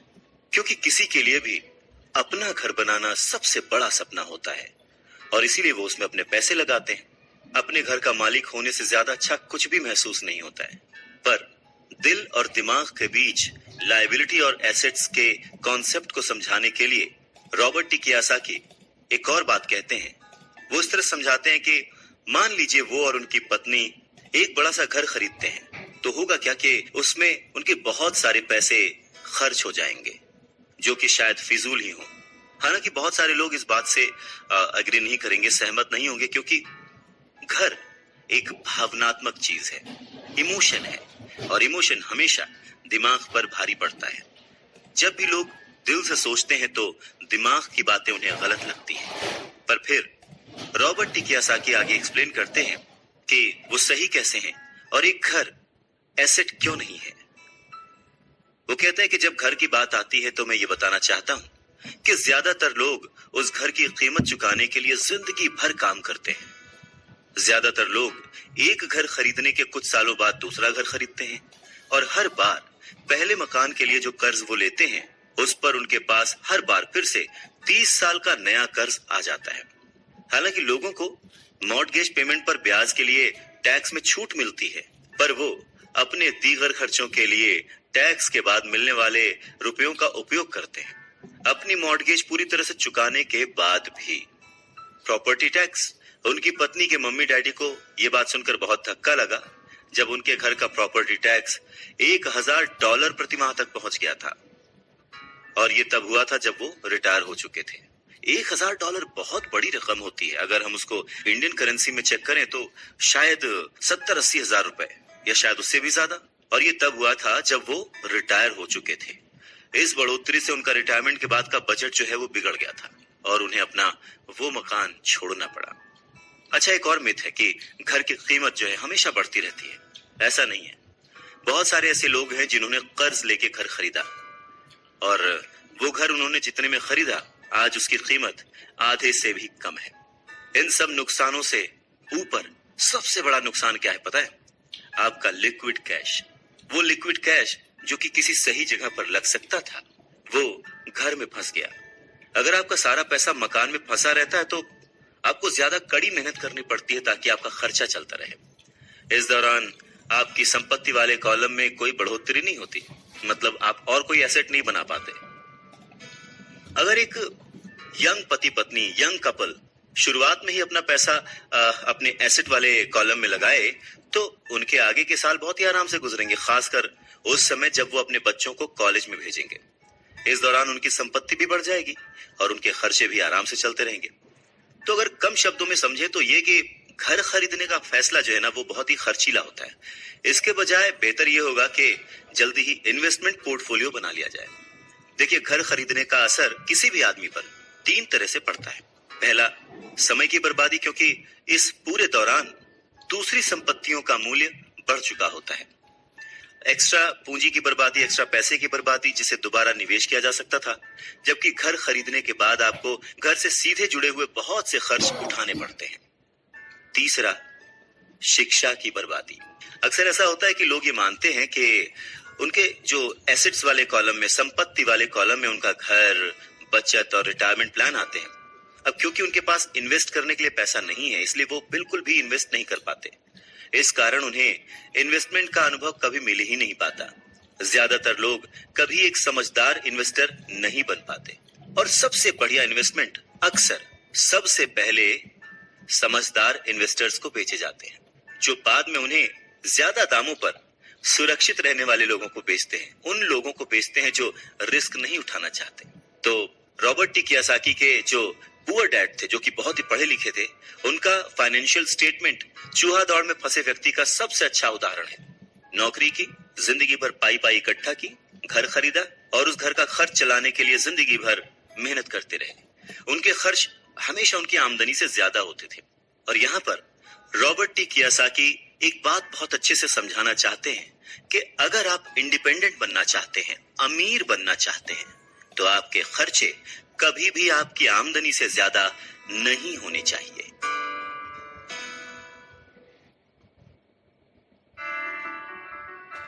कौन कितना अमीर है, अगर ये जानना है तो समझें कि उसकी कमाई हुई दौलत किसी आदमी की वो योग्यता है जिसके सहारे वो आगे कई दिनों तक जिंदा रह सकता है। यानी अगर वो आज काम करना बंद कर दे तो वो बिना कमाए कितने दिनों तक जिंदा रह सकता है, यही उसकी अमीरी है। नमस्कार, मैं हूं अवधेश श्रीवास्तव और हम चर्चा कर रहे हैं रिच डैड पुअर डैड की, written by Robert T Kiyosaki. Robert T Kiyosaki कहते हैं कि आज की कर्जदार सोसाइटी 2 बातें मानती है। पहली ये कि खुद का एक घर होना चाहिए, दूसरी ये कि अगर सैलरी बढ़ गई है तो फिर एक ज्यादा बड़ा घर खरीद सकते हैं। पर ऐसी सोच, ऐसी स्ट्रैटेजी की वजह से परिवार ज्यादा कर्ज में फंस जाता है। लोग पूरी तरह से पैसों की तंगी का सामना करने लगते हैं। वो लोग अपनी जॉब्स में बहुत अच्छी सैलरी उठा रहे होते हैं, लेकिन इस सोच की वजह से वो सेविंग नहीं कर पाते। इसे हाई रिस्क लिविंग या जोखिम भरी जीवन शैली कह सकते हैं। और इसका कारण छोटा सा है, ऐसे लोगों में पैसे की समझ ना होना, पैसे को कैसे मैनेज करते हैं ये पता ना होना। 90s के दशक में जॉब्स में बहुत ज्यादा गिरावट आई थी, रिसेशन आया था, और तब ये बात पता चली कि जो मिडिल क्लास है वो पैसे के मामले में कितना सुरक्षित है। तब से लेकर आज तक बहुत कुछ बदला है। अच्छी बात यह है कि आज लोग ज्यादा अवेयर्ड हैं। उन्होंने सही जगहों पर इन्वेस्ट करना शुरू कर दिया, और म्यूचुअल फंड में लोगों ने ज्यादा इन्वेस्ट इसलिए किया क्योंकि उन्हें लगता है कि वो ज्यादा सुरक्षित है। औसत म्यूचुअल फंड खरीदने वाले आदमी नौकरी में, टैक्स और मॉर्टगेज चुकाने में, अपने बच्चों की कॉलेज की फीस देने के लिए पैसे बचाने में, अपना क्रेडिट कार्ड का हिसाब साफ करने में बहुत ज्यादा बिजी रहते हैं। इतना उनके पास वक्त नहीं होता कि वो ये आर्ट सीख लें कि किस तरह से म्यूचुअल फंड लिया जाए या किस तरह से इन्वेस्ट किया जाए। तो फिर वो क्या करते हैं? फिर वो किसी दूसरे को हायर करते हैं, उसकी काबिलियत पर भरोसा करते हैं, और वो जैसा कहता जाता है वो ऐसा करते जाते हैं। क्योंकि जो पढ़ा लिखा मिडिल क्लास वर्ग है, जो कि पैसे को संभालना नहीं जानता, वो हमेशा यही सोचता है, जोखिम मत उठाओ, सुरक्षित रहो। और असली प्रॉब्लम यही है कि पैसे की समझ न होने के कारण लोग खतरों का सामना करते हैं। उनके सेफ रहने के पीछे की इच्छा, यानी हमें कुछ ना हो, उसके पीछे का असल कारण यह होता है कि उनके पास पैसे की तंगी होती है। उनकी जो बैलेंस शीट होती है उसमें खर्चे ज्यादा होते हैं, इनकम कम होती है। या यूं कहें कि उनकी संपत्ति वाला यानी एसेट वाला कॉलम खाली रहता है, तो कोई गलत बात नहीं होगी।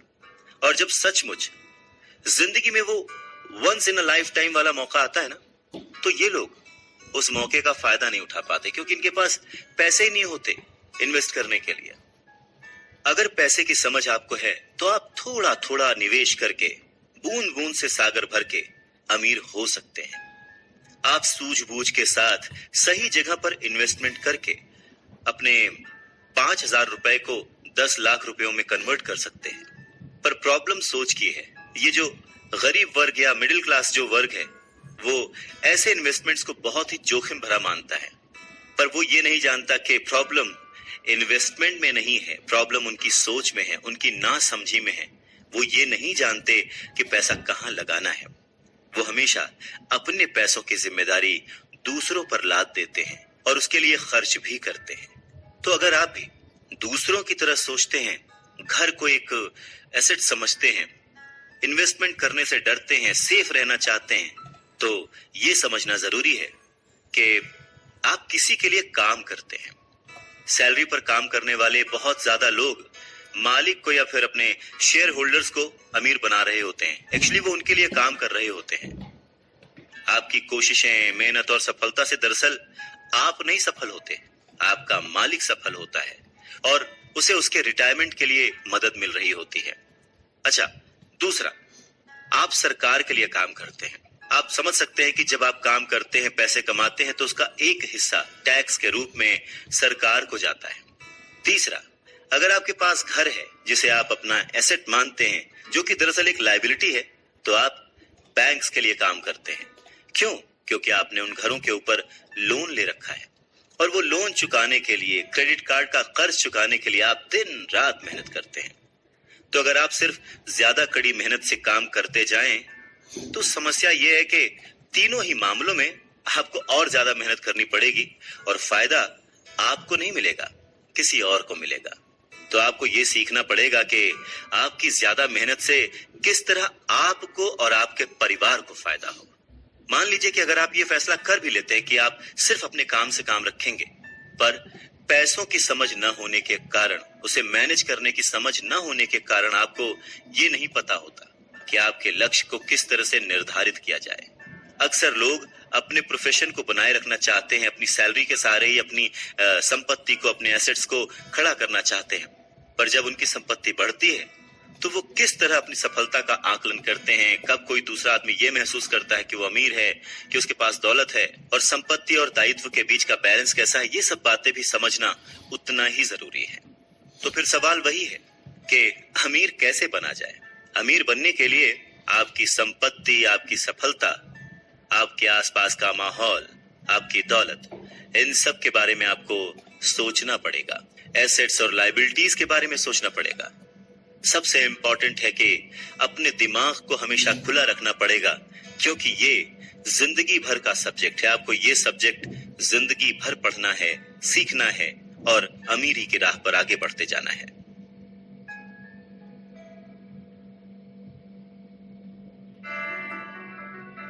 आधी छोड़ पूरी को धावे, पूरी मिले न आधी पावे।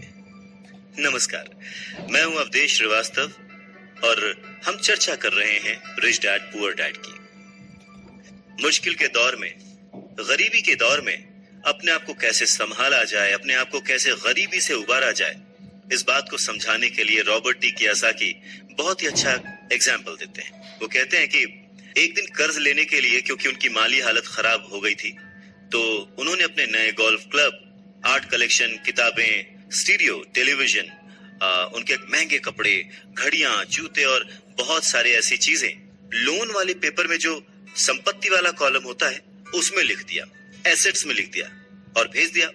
उन्हें लगा कि मेरे पास इतनी चीजें हैं तो लोन अप्रूव हो जाएगा, पर उनका लोन का जो पेपर था, एप्लीकेशन पेपर, वो रिजेक्ट कर दिया गया। क्यों? क्योंकि उनका बहुत सारा इन्वेस्टमेंट फिजूल था। लोन कमेटी को वो बात एकदम भी समझ नहीं आई। वो ये जानना चाहते थे कि उनके पास एक नॉर्मल सी नौकरी क्यों नहीं है जिसमें वेतन मिलता है। उन्होंने उनके महंगे कपड़े और महंगे जो खेल का सामान था उनके बारे में कोई सवाल नहीं किया। जिंदगी में कई बार ऐसी कठिनाइयां आती हैं जब आप स्टैंडर्ड प्रोफाइल में फिट नहीं होते हैं। वो कहते हैं कि उन्हें बड़ा ही अचंभा होता है जब वो किसी को ये कहते हुए सुनते हैं कि उसकी नेटवर्थ करोड़ों रुपए है, लाखों रुपए है, क्योंकि नेटवर्थ के सटीक ना होने का एक खास कारण है। वो ये कि जिस पल आप अपनी संपत्तियों को, एसेट्स को बेचना शुरू करते हैं ना, उनका प्राइस, उनका रेट, उनका दाम बहुत कम हो चुका होता है। ऊपर से उन पर आपको टैक्स भी चुकाना पड़ता है और इतनी सारी चीजें आपको पैसे के संकट में डाल देती हैं, गरीबी में फंसा देती हैं। पैसा इकट्ठा करने के लिए वो अपनी प्रॉपर्टीज बेचते हैं, एसेट्स बेचते हैं। पहले तो वो अपनी पर्सनल प्रॉपर्टीज बेचते हैं जो कि सच कहें तो बहुत ही कम बिकती हैं, और अगर बिकती भी है तो उस पर टैक्स होता है। तो इस तरह से एक बार फिर से सरकार फायदे में से अपना हिस्सा ले लेती है, बैंक अपना हिस्सा ले लेता है और जो काम कर रहा होता है वो कर्ज में डूब जाता है। तो सीख यही है कि इन सारी चीजों में फंसने के बजाय अपने काम से काम रखिए। जो कर रहे हैं वो करते चलिए, कुछ भी छोड़िए नहीं, पर हाँ, थोड़ी एक्स्ट्रा मेहनत करके, थोड़ी एक्स्ट्रा समझदारी से, फाइनेंशियल लिटरेसी से पैसों को यूज करने का, पैसों को इन्वेस्ट करने का हुनर सीखिए। थोड़ा थोड़ा करके एसेट्स बनाते जाइए, पर हाँ, ऐसी चीजों को खरीदने से बचिए जिनकी कीमत एक बार घर लाने पर कम हो जाती है, क्योंकि ये चीजें कभी भी एसेट्स नहीं हो सकती। गरीबी से बचने का एक दूसरा तरीका यह है कि अपने खर्च कम कर लें, अपनी रिस्पॉन्सिबिलिटीज को और घटा लें और मेहनत ज्यादा करना शुरू कर दें, जिससे इनकम ज्यादा हो। अब बहुत सारे लोगों को इस बात में कंफ्यूजन हो सकती है कि सही जगह निवेश करने का क्या मतलब है, सही इन्वेस्टमेंट क्या है। तो रॉबर्ट टी कियोसाकी कहते हैं कि ऐसा काम करें जिसमें आपकी मौजूदगी की जरूरत ना हो। स्टॉक्स, बॉन्ड खरीदें, म्यूचुअल फंड खरीदें, आमदनी देने वाले रियल एस्टेट में खर्च करें, अपने आप को ग्रूम करने में पैसे खर्च करें, एजुकेशन में जैसे कि म्यूजिक, लिखना, पेटेंट, स्पोर्ट्स और ऐसी हर चीज जो कीमती है, जिसे खरीदने के बाद आपको पैसे मिलते हैं, ना कि आपको उसमें पैसे लगाने पड़ते हैं, उस हर चीज में आप इन्वेस्ट कर सकते हैं। सबसे जरूरी बात, आप जहां भी इन्वेस्ट करते हैं हमेशा ध्यान रखें कि उस इन्वेस्टमेंट से आपको प्यार हो। जैसे कि रॉबर्ट टी कियोसाकी को इमारतों से और जमीन से प्यार था, तो उन्होंने बहुत सारा इन्वेस्टमेंट रियल एस्टेट में किया।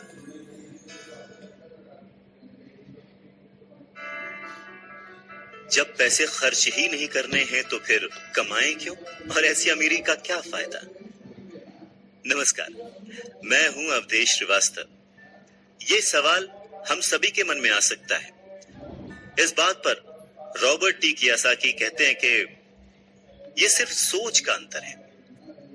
जो अमीर आदमी होता है वो भी ये चीजें खरीदता है, वो विलासिता की चीजें खरीदता है, लेकिन सबसे बाद में। पहले वो ये देखता है कि क्या करने से उसे फायदा हो सकता है और किस चीज की उसे सबसे ज्यादा जरूरत है। वहीं उल्टा जो मिडिल क्लास आदमी है या गरीब आदमी है, वो थोड़ा सा पैसा आने पर भी सबसे पहले वो अपने शौक पूरे करता है। घर, हीरे, ज्वेलरी, गाड़ियां, कुछ भी खरीद लेता है। अमीर आदमियों के पास भी ये सब होता है, पर फर्क सिर्फ इतना है कि वो उधार के दलदल में नहीं फंसते। वो लोग जिनके पास पीढ़ियों से पैसा है, जो लंबे समय से अमीर हैं, वो अपनी अर्निंग वाले कॉलम को सबसे पहले बनाते हैं, उसे सिक्योर करते हैं। उसके बाद उनके एसेट्स वाले कॉलम से जो आमदनी होती है, जो इनकम होती है, उससे वो अपनी लग्जूरियस लाइफ जीते हैं, एंजॉय करते हैं। गरीब और मिडिल क्लास आदमी अपनी खून पसीने की कमाई और बच्चों की विरासत की कीमत पर ये चीजें खरीदता है, लोन लेता है। सच्ची लग्जरी असली संपत्ति में निवेश करने और उसे विकसित करने का प्रोत्साहन देती है, उसे बढ़ावा देती है। रॉबर्ट टी कियोसाकी इस बात को एक एग्जाम्पल से समझाते हैं कि जब उनकी वाइफ और उनके पास उनके अपार्टमेंट से अतिरिक्त पैसा आने लगा, रेंट या कुछ भी, तब वो बाजार गए और उन्होंने अपने लिए एक महंगी गाड़ी खरीदी। इसमें जरा सी भी मेहनत नहीं लगी या जोखिम नहीं था, क्योंकि वो पैसा उन्होंने अपनी सेविंग्स से नहीं बल्कि अपार्टमेंट हाउस के इनकम से खरीदा था। पर इसके लिए उन्होंने 4 साल तक इंतजार किया, पेशेंस के साथ थोड़ा थोड़ा पैसा इकट्ठा करते रहे, और जब रियल एस्टेट पोर्टफोलियो बढ़ा तो आखिरकार वो उन्हें इतना पैसा दे गया कि एक महंगी कार खरीदी जा सके। ज्यादातर लोग अक्सर इच्छा जागने पर बिना सोचे समझे जाते हैं और कर्ज पर कार या कोई और चीज खरीद लाते हैं। हो सकता है कि वो अपनी जिंदगी से ऊब चुके हों या उन्हें सिर्फ एक नए खिलौने की जरूरत हो, पर कर्ज पर ऐसी चीज खरीदने से देर सबेर वो आदमी उस चीज से चिढ़ने लगता है, उसका इंटरेस्ट खत्म हो जाता है, उससे उसमें मजा नहीं आता, क्योंकि उस चीज को खरीदने के लिए जो कर्ज लिया गया है वो उस आदमी के सर पर भार बन जाता है। अगर एक बार आप अपने बिजनेस को बनाने, उसमें इन्वेस्ट करने का समय निकाल लेते हैं तो फिर आप उसमें जादू की छड़ी भी घुमा सकते हैं, जो अमीरों का सबसे बड़ा राज है। और ये राज अमीरों को भीड़ से अलग रखता है, या यूं कहें कि भीड़ से आगे रखता है। जो अपने काम से काम रखते हैं, अपने काम में फोकस्ड रहते हैं, और ये उन्हीं को मिलता है जो अपने काम में पूरा मन लगाते हैं, अपने काम से काम रखते हैं। वो लोग अमीर बन जाते हैं।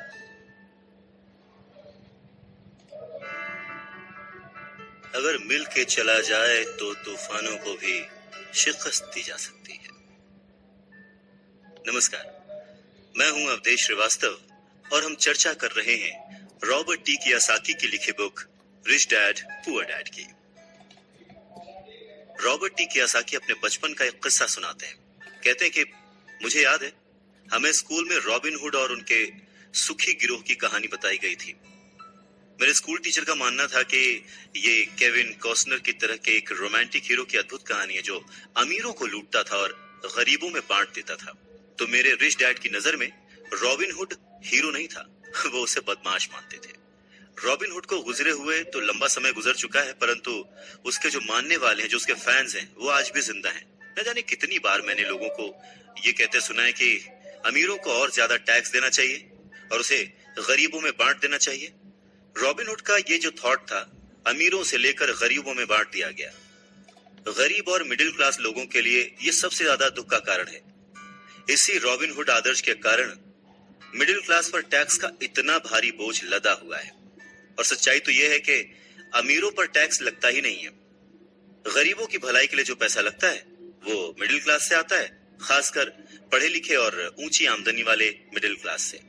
और टैक्स के बारे में अगर हम पूरी तरह से समझना चाहें तो हमें थोड़ा सा इतिहास में, हिस्ट्री में जाना पड़ेगा। रॉबर्ट टी कियोसाकी बताते हैं कि उनके रिच डैड ने बताया था कि इंग्लैंड और अमेरिका में पहले कोई टैक्स नहीं लगते थे। कभी कभार जो वॉर्स होती थी, युद्ध होते थे, उनका खर्च जुटाने के लिए टैक्स जरूर लगाए जाते थे, जिसके लिए किंग या फिर प्रेसिडेंट सिर्फ कह भर देते थे और हर आदमी उसकी बात मानकर अपना सहयोग अपनी इच्छा से देता था।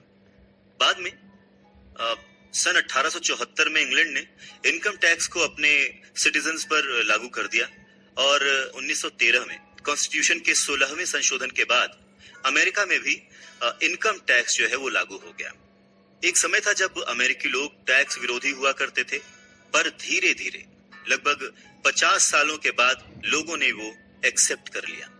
इसमें एक और बात थी, शुरुआत में ये जितने भी टैक्स ये सिर्फ अमीरों पर लगाए गए थे।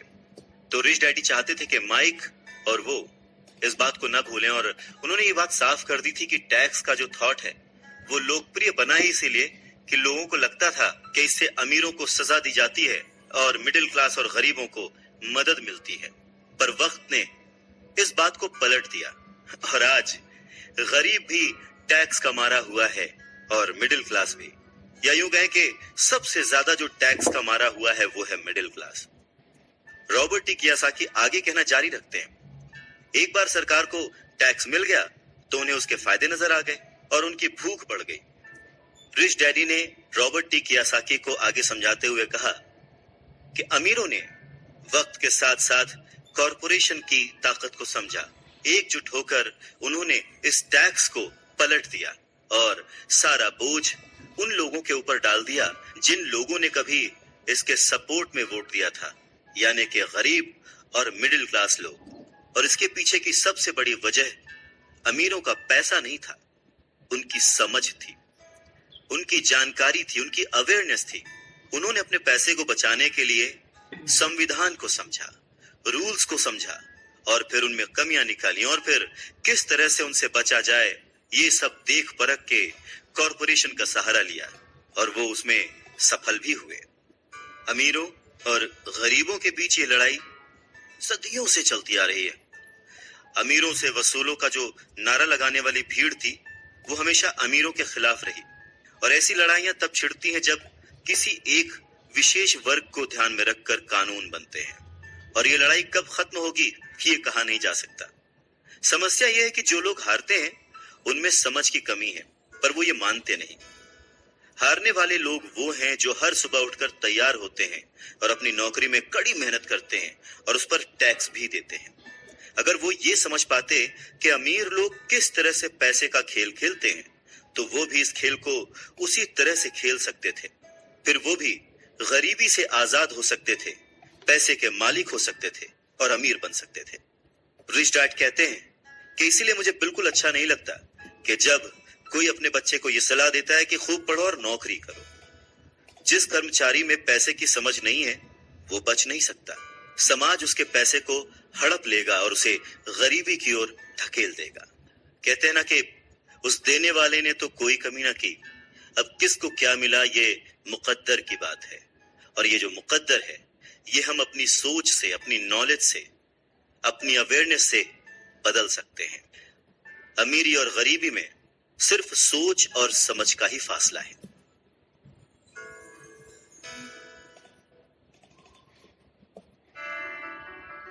न हारना जरूरी है न जीतना जरूरी है।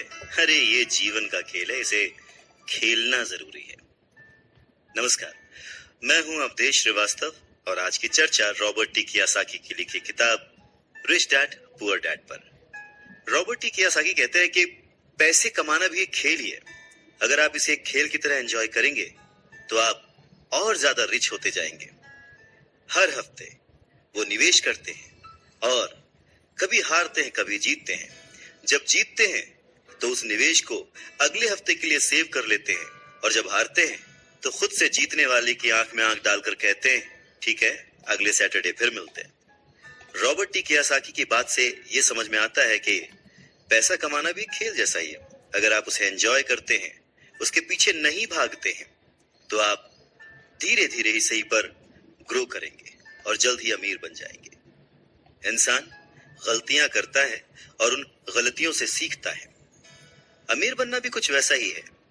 कभी आप गलती करते हैं और हार जाते हैं, कभी आप उस गलती को सुधारते हैं और जीत जाते हैं। वैसे बचपन से जवानी तक जब भी हम स्कूल्स में पढ़ते हैं या हमारे आसपास भी, बच्चों को गलतियां करना अलाउड नहीं होता। उन्हें कहा तो जरूर जाता है कि आप गलती कर सकते हैं, पर जैसे ही बच्चा गलती करता है उसे टोक दिया जाता है, उसे रोक दिया जाता है, उसे डांटा जाता है और धीरे धीरे हमारे मन में ये धारणा बन जाती है कि गलती करना इज नॉट अलाउड। पर अगर देखा जाए, हम इंसान गलती करके ही सीखते हैं। हमने आज तक जो कुछ भी अचीव किया है अपनी गलतियों से अचीव किया है। इसी बात को आगे बढ़ाते हुए रॉबर्ट टी कियासाकी कहते हैं कि इन्वेस्टर्स दो तरह के होते हैं। पहले वो जो नॉर्मल इन्वेस्टर्स होते हैं, जो एक पैकेज में निवेश करते हैं, रिटेल आउटलेट में फोन करते हैं, जैसे एक रियल एस्टेट कंपनी या स्टॉक ब्रोकर या फाइनेंशियल प्लानर को, और फिर वो कुछ छोटा छोटा खरीद लेते हैं। ये एक म्यूचुअल फंड, स्टॉक या बॉन्ड हो सकता है। ये निवेश का एक अच्छा और साफ सुथरा तरीका है और आसान भी है। ये उसी तरह की खरीदारी हो गई जैसे कि कोई कस्टमर कंप्यूटर स्टोर में जाकर शेल्फ पर रखे कंप्यूटर को खरीद ले। वहीं दूसरी तरह के जो इन्वेस्टर्स होते हैं वो अपने इन्वेस्टमेंट को बनाते हैं। वो किसी दूसरे से नहीं खरीदते, वो अपना इन्वेस्टमेंट खुद बनाते हैं। इस तरह के इन्वेस्टर्स आमतौर पर अपने सौदों को असेंबल करते हैं, जिस तरह कंप्यूटर इंजीनियर कंप्यूटर के पुर्जों को असेंबल करते हैं। वो अलग अलग जगहों से सस्ते पार्ट्स लाते हैं और उन पार्ट्स से एक पूरा कंप्यूटर असेंबल करते हैं, जो कि उन्हें बहुत सस्ता पड़ता है, और फिर वो उसे महंगे दामों में बेच देते हैं। ठीक उसी तरह से जो दूसरा निवेशक है वो आर्थिक अवसरों के पुर्जों को अच्छी तरह से ऑब्जर्व करता है। ठीक इसी तरह से जो दूसरा इन्वेस्टर है वो समय को पहचानता है और मौके की नजाकत को देखते हुए, अपने कमर्शियल फायदे को देखते हुए चीजों को इस्तेमाल करता है। और जो दूसरे किस्म का इन्वेस्टर है, सच में वही प्रोफेशनल इन्वेस्टर होता है। अमीर बनने की राह में, रिच बनने की राह में ये जानना बहुत जरूरी है कि किस समय पर क्या एक्शन लिया जाए जिससे आपकी किस्मत बदल जाए और आपको नुकसान भी ना हो। अगर आप दूसरे किस्म के इन्वेस्टर बनना चाहते हैं तो आपको खास तौर से इन 3 क्वालिटीज को अपने अंदर इंप्रूव करना होगा, क्योंकि फाइनेंशियल इंटेलिजेंस के अलावा इन क्वालिटीज की भी जरूरत होती है। पहला, किस तरह ऐसे मौके को खोजें जो दूसरों को दिखाई नहीं देता। दूसरे लोग अपनी आंखों से उस मौके को नहीं देख पाते, पर आप अपने दिमाग से और अपने एक्सपीरियंस से उन मौकों को देख सकते हैं। एग्जाम्पल के लिए रॉबर्ट टी कियासाकी के एक दोस्त ने एक पुराना घर खरीदा जो देखने में बुरा था। हर एक को हैरत थी कि उसने इसे खरीद क्यों लिया, पर दूसरे जो नहीं देख पाए थे वो उनके दोस्त ने देख लिया था, और वो था घर के साथ 4 खाली जमीन के टुकड़े। घर खरीदने के बाद उसने उसे तोड़ा और उन 5 प्लॉट्स को मिलाकर बिल्डर को बेच दिया। इस सारे डील में उसे जो उसने पैसा लगाया था वो तो मिला ही, उसके ऊपर से 3 गुना रकम और मिली। उसने सिर्फ 2 महीने के काम में लाखों रुपए कमा लिए, जो कि उनके लिए बहुत ज्यादा नहीं थी, पर फिर भी देखा जाए कि उन 2 महीनों की मेहनत में अगर वो जॉब में होता तो कितना कमाता वर्सेस उसने इस डील से जो कमाया। दूसरा पॉइंट, पैसा किस तरह से इकट्ठा किया जाए। औसत आदमी बैंक जाता है, पर इस दूसरे किस्म के इन्वेस्टर को यह पता होना चाहिए कि पैसा किस तरह जुटाया जाए और बिना बैंक जाए, बिना लोन लिए किस तरह से पैसा इकट्ठा किया जाए। रॉबर्ट टी कियासाकी कहते हैं कि उन्होंने भी ये सीखा कि बिना बैंक की मदद लिए घर कैसे खरीदे जा सकते हैं। घर खरीदना बहुत इंपॉर्टेंट नहीं है, पर पैसा इकट्ठा करना बहुत इंपॉर्टेंट है और बहुत ही रेयर आर्ट है। अक्सर वो लोगों को ये कहते सुनते हैं कि बैंक मुझे लोन नहीं दे रहा, या मेरे पास इसे खरीदने के लिए पैसे ही नहीं है। अगर आप दूसरे किस्म के इन्वेस्टर बनना चाहते हैं तो आपको ये सीखने की जरूरत है, क्योंकि ज्यादातर लोग सिर्फ इसीलिए सौदे नहीं कर पाते क्योंकि उनके पास पैसा ही नहीं होता। तो अगर आप इस प्रॉब्लम को पार कर सकते हैं तो आप एक सच्चे इन्वेस्टर हो सकते हैं और बहुत प्रॉफिट कमा सकते हैं। तीसरा पॉइंट, किस तरह से स्मार्ट लोगों को इकट्ठा किया जाए। ऐसे लोग बहुत समझदार होते हैं जो या तो अपने से ज्यादा समझदार लोगों के साथ काम करते हैं या फिर उन्हें अपने साथ काम पर रख लेते हैं। जब भी आपको सलाह की जरूरत होगी ना, तो यही समझदार लोग आपके सलाहकार का काम करेंगे। तो सीखने के लिए बहुत कुछ है, पर हाँ, अगर आपने मन लगाकर सीखा तो आपको उसके फायदे भी बहुत मिलेंगे। पर हाँ, अगर आपके अंदर इतनी इच्छा नहीं है, आप इतना टाइम नहीं दे सकते, आप उतने अमीर नहीं बनना चाहते, तो फिर आपको पहले किस्म का ही इन्वेस्टर बने रहना चाहिए। आप तो जानते हैं वही आपकी सबसे बड़ी पूंजी है। आप जो नहीं जानते वही आपका सबसे बड़ा जोखिम है। जोखिम तो हमेशा रहता है, इसीलिए इससे बचने के बजाय इसे मैनेज करना सीखें, तभी आप तरक्की कर पाएंगे और अमीर बन पाएंगे।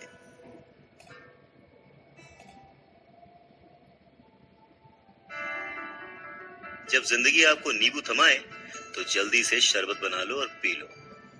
नमस्कार, मैं हूं अवधेश श्रीवास्तव और आज हम चर्चा कर रहे हैं रॉबर्ट टी कियासाकी की लिखी किताब रिच डैड पुअर डैड की। अवसर पहचानना किसी भी इन्वेस्टर की सबसे बड़ी क्वालिटी होती है। फाइनेंशियल बुद्धि का मतलब है ज्यादा विकल्प होना। अगर अवसर आपके सामने आ ही नहीं रहे हैं तो फिर आप अपनी गरीबी को सुधारने के लिए और क्या कर सकते हैं। अगर कोई अवसर आपकी झोली में आकर गिर जाए पर आपके पास पैसा ही नहीं है और आप उसमें इन्वेस्ट ही नहीं कर सकते, ऊपर से बैंक वाले आपको उधार नहीं दे रहे, आप पैसे का कहीं से इंतजाम नहीं कर पा रहे, तो फिर उस मौके का आप फायदा कैसे उठा सकते हैं। मान लीजिए अगर आपका अनुमान जो है वो गलत हो जाए और अगर आप जिसकी उम्मीद करते हैं वो नहीं हो, तो फिर आप क्या करेंगे। कैसे एक छोटी सी चीज को लाखों में बेचेंगे। अगर ये करना आपको आता है तो इसे ही कहते हैं फाइनेंशियल बुद्धि यानी फाइनेंशियल इंटेलिजेंस। ज्यादा मतलब नहीं इस बात से। एग्जाम्पल लेते हैं कि एक नींबू है और उसको लाखों में बेचना है, तो लाखों में बदलने के लिए कितने अलग अलग तरह से आप उसको यूज कर सकते हैं। इसका मतलब है कि आप अपनी पैसे की समस्याओं को सुलझाने में कितने क्रिएटिव हैं।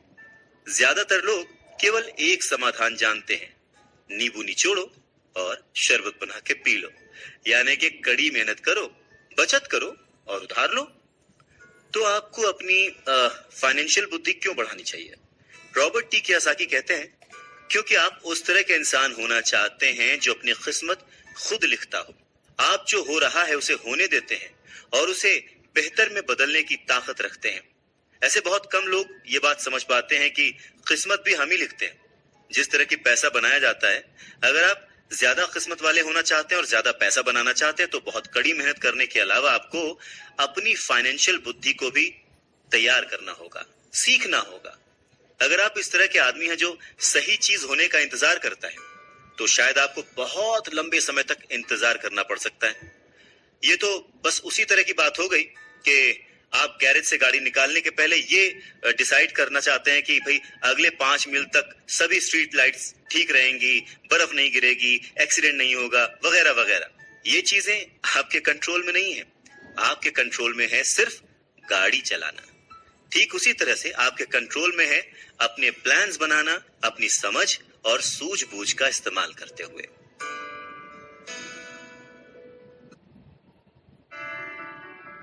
जिस काम से आप एक महान इंसान बन सकते हैं, एक अमीर इंसान बन सकते हैं, क्या वो काम आप चंद पैसों के लिए करेंगे?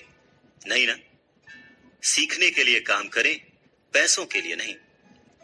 नमस्कार, मैं हूं अवधेश श्रीवास्तव और हम बात कर रहे हैं रिच डैड पुअर डैड की, जिसे लिखा है रॉबर्ट टी कियासाकी ने। रॉबर्ट टी कियासाकी एक घटना का जिक्र करते हैं। कहते हैं कि 1995 में मैंने सिंगापुर के एक अखबार में इंटरव्यू दिया। युवा महिला रिपोर्टर बहुत ही टाइम पे आ गई और इंटरव्यू शुरू हो गया। हम एक बहुत ही बड़े से होटल की लॉबी में कॉफी पी रहे थे और मेरा जो सिंगापुर जाने का रीजन था उसके बारे में डिस्कशन कर रहे थे।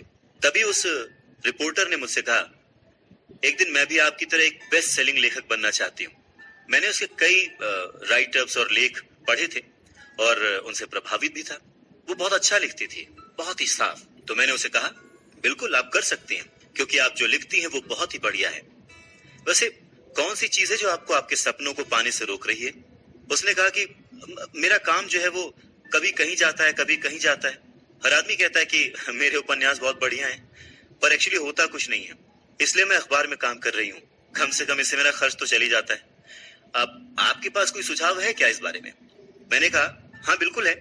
सिंगापुर में मेरा एक दोस्त है, वो एक स्कूल चलाता है जहां लोगों को बाइंग सेलिंग रिलेटेड ट्रेनिंग दी जाती है।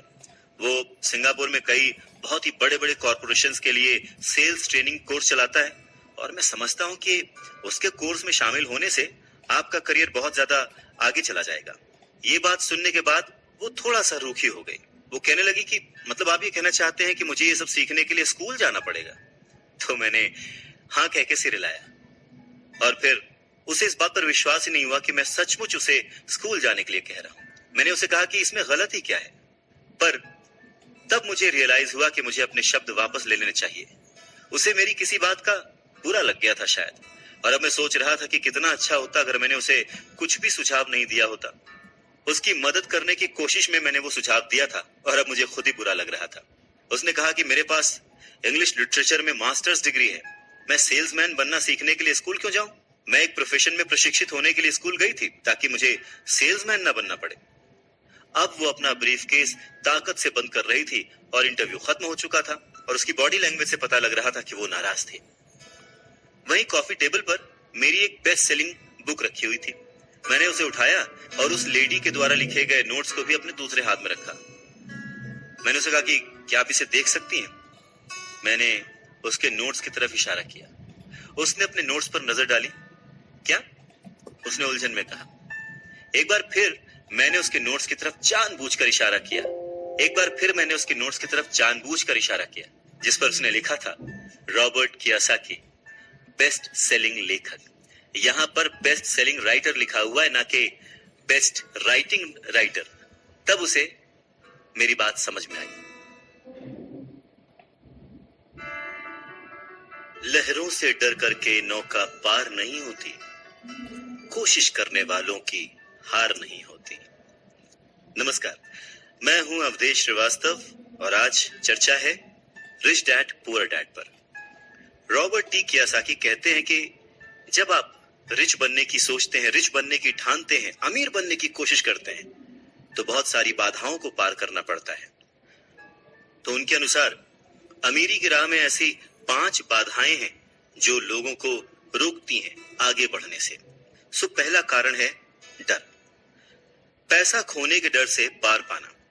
रॉबर्ट टी कियोसाकी कहते हैं कि वो अपनी जिंदगी में ऐसे न जाने कितने अमीर लोगों से मिले हैं जिन्हें पैसे का नुकसान हुआ है, पर वो फिर भी अमीर हैं।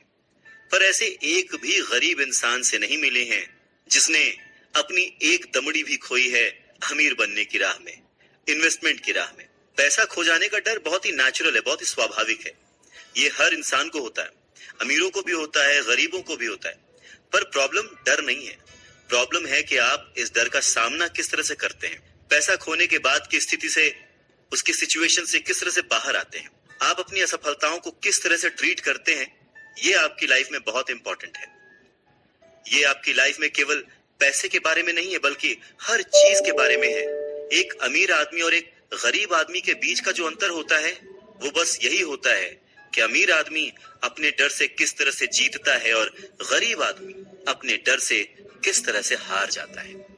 लोगों के पैसा खोने का डर ठीक वैसा ही है जैसे कि मोटरसाइकिल से गिरने पर चोट लगने का डर।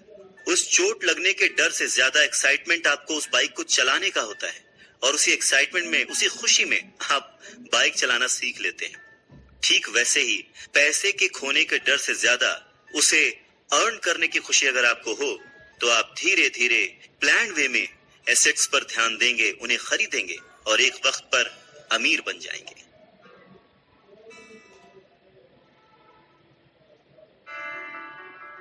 मैं अकेला ही चला था जानिबे मंजिल, मगर लोग यूं जुड़ते गए और कारवां बनता गया। नमस्कार, मैं हूं अवधेश श्रीवास्तव और आज चर्चा कर रहे हैं हम रिच डैड पुअर डैड की। रॉबर्ट टी कियोसाकी कहते हैं कि पैसा मेरे लिए काम करे और मैं पैसे के लिए काम ना करूं। मेरा ये पहला सबक दरअसल ताकत के बारे में है। अगर आप पैसे के लिए काम करते हैं तो आप ताकत को अपने बॉस के हाथ में दे देते हैं, या आप जिसके लिए काम कर रहे होते हैं आप अपनी आजादी उसके हाथ में दे देते हैं। अगर आपका पैसा आपके लिए काम करता है तो आप अपने पैसे के, अपने काम के, अपनी जिंदगी के खुद मालिक होते हैं। एक बार हमें हमारे लिए काम करने वाले पैसे की ताकत का ज्ञान हो जाए, फिर हमें पैसे के लिहाज से स्मार्ट हो जाना चाहिए और हमें डराने वाले लोगों से निपटने के लिए रास्ते ढूंढ लेने चाहिए। पर ऐसा करने के लिए आपको कानून की समझ होनी चाहिए, अपने आसपास की समझ होनी चाहिए, मार्केट में क्या चल रहा है इस बात की समझ होनी चाहिए और सिस्टम कैसे काम करता है इसकी भी समझ होनी चाहिए। अगर आप अवेयर नहीं है, मतलब नॉलेजेबल नहीं है, अज्ञानी है, आप केयरलेस हैं, अपनी चीजों को समझना नहीं चाहते, तो आपको बड़ी आसानी से डराया और हराया जा सकता है। अगर आप जानते हैं कि आप क्या बात कर रहे हैं और मुसीबत कैसी है और उसे कैसे सॉल्व किया जाए, तो आपको आसानी से डराया नहीं जा सकता। रॉबर्ट कियोसाकी के रिच डैडी हमेशा उन्हें ये कहा करते थे कि स्मार्ट बनो ताकि तुम्हें कोई भी कहीं से भी आके धक्का ना दे जाए, और उन्होंने अपनी जिंदगी में बस इसी उसूल को अपनाया था। वो कानून जानते थे क्योंकि वो कानून का आदर करते थे। वो कानून जानते थे क्योंकि कानून न जानना बहुत महंगा साबित हो सकता था। अगर आप जानते हैं कि आप सही हैं तो आप किसी से भी उलझने से नहीं डरेंगे। आप किसी के भी सामने अपनी बात रखने से नहीं डरेंगे, चाहे आपका मुकाबला विश्व के सबसे ताकतवर आदमी से ही क्यों ना हो। तो रॉबर्ट टी कियोसाकी के जो पुअर डैड थे वो हमेशा उन्हें मोटिवेट करते थे कि वो कुछ भी करके एक अच्छी सी नौकरी कर लें, कॉर्पोरेशन में किसी ऊंचे पद पर चले जाएं। और यही बात जब रॉबर्ट टी कियोसाकी ने अपने रिच डैड से शेयर की तो वो हंसे और उन्होंने कहा कि उस कॉर्पोरेट लैडर पर चढ़ने की बजाय क्यों ना उसका मालिक ही बन जाया जाए। बचपन में रॉबर्ट टी कियोसाकी को यह समझ नहीं आया था कि कॉर्पोरेशन के मालिक होने से रिच डैड का क्या मतलब था।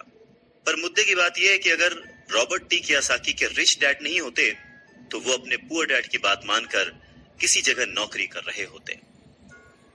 उनके रिच डैड ने बार बार याद दिलाया कि भीड़ के साथ चलने की जरूरत नहीं है, अपनी सोच रखो, अपनी समझ रखो और फिर अपनी जिंदगी की दिशा खुद तय करो। रॉबर्ट टी कियोसाकी अपनी कहानी कहते हैं कि जब तक मैं 25 साल का हुआ तब तक मेरे रिच डैड की सलाह मुझे समझ नहीं आती थी। उन्होंने कुछ दिन पहले ही मरीन कॉर्प्स छोड़ी थी और जेरोक्स कंपनी के लिए काम कर रहे थे।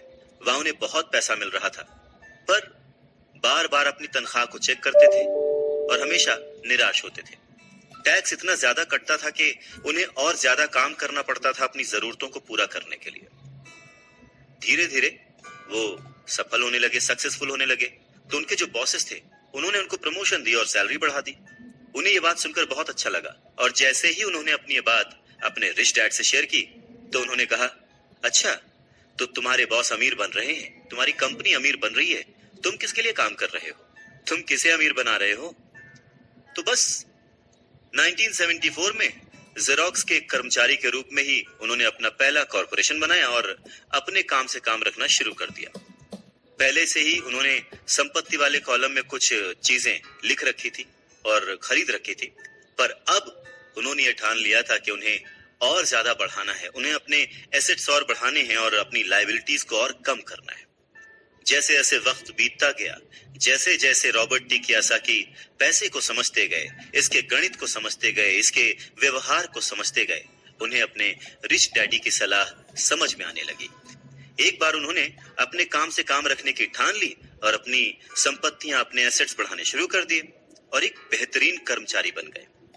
उनके पास अब एक लक्ष्य था। वो सुबह जल्दी जाते थे, मेहनत से काम करते थे, ज्यादा से ज्यादा पैसे कमाते थे और अपने रियल एस्टेट में इन्वेस्ट करते थे। और वो दौर भी ऐसा था कि उस समय नई नई चीजें, नए नए डेवलपमेंट्स हो रहे थे जिसमें संभावनाएं तलाश की जा सकती थी।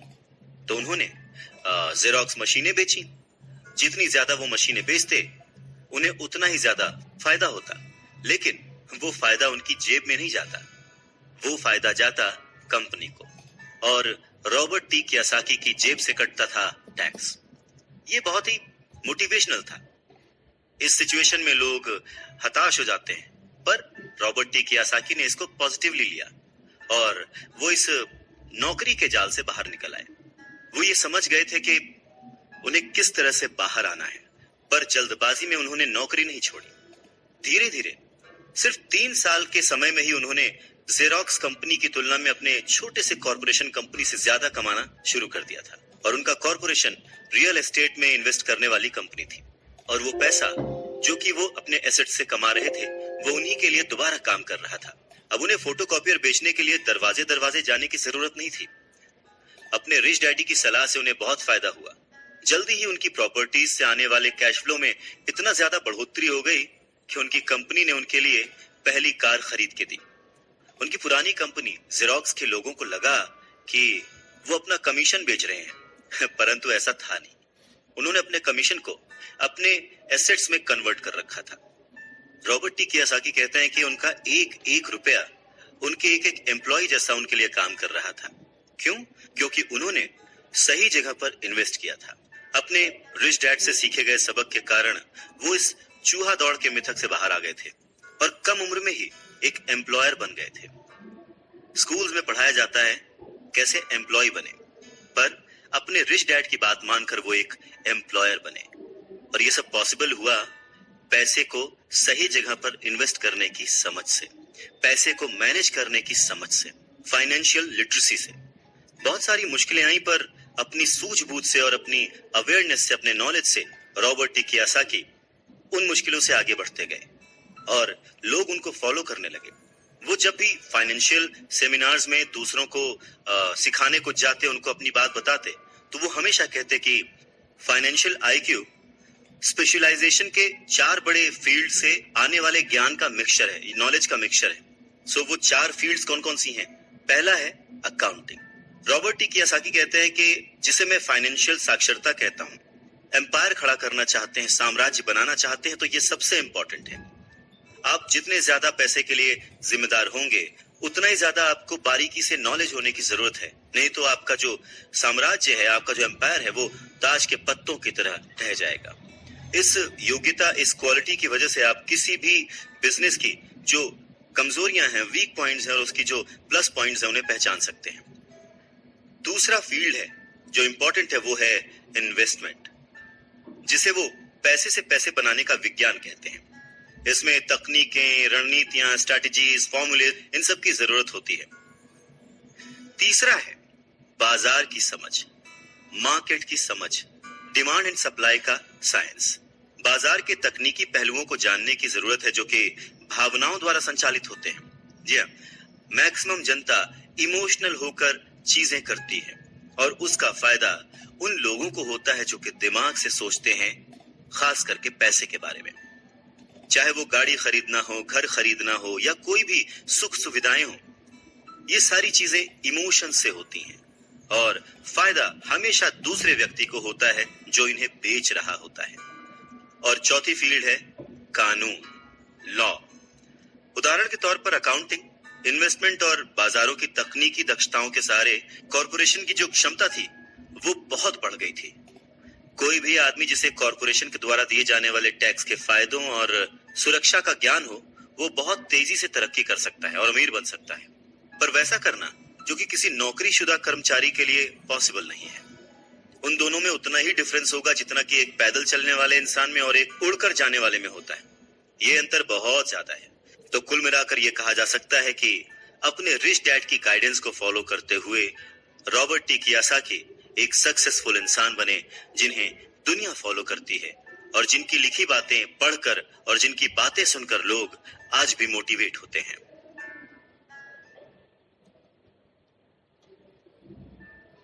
हेलो दोस्तों, अगर आपको ये बुक समरी पसंद आई है तो इसे 5 स्टार रेटिंग देना ना भूलिएगा। हमें कमेंट सेक्शन में जाकर ये भी बताइए कि आप कौन सी बुक्स की समरीज सुनना पसंद करेंगे और हम अपनी इन समरीज को और बेटर कैसे बना सकते हैं, इसके बारे में भी आप फीडबैक हमें दे सकते हैं।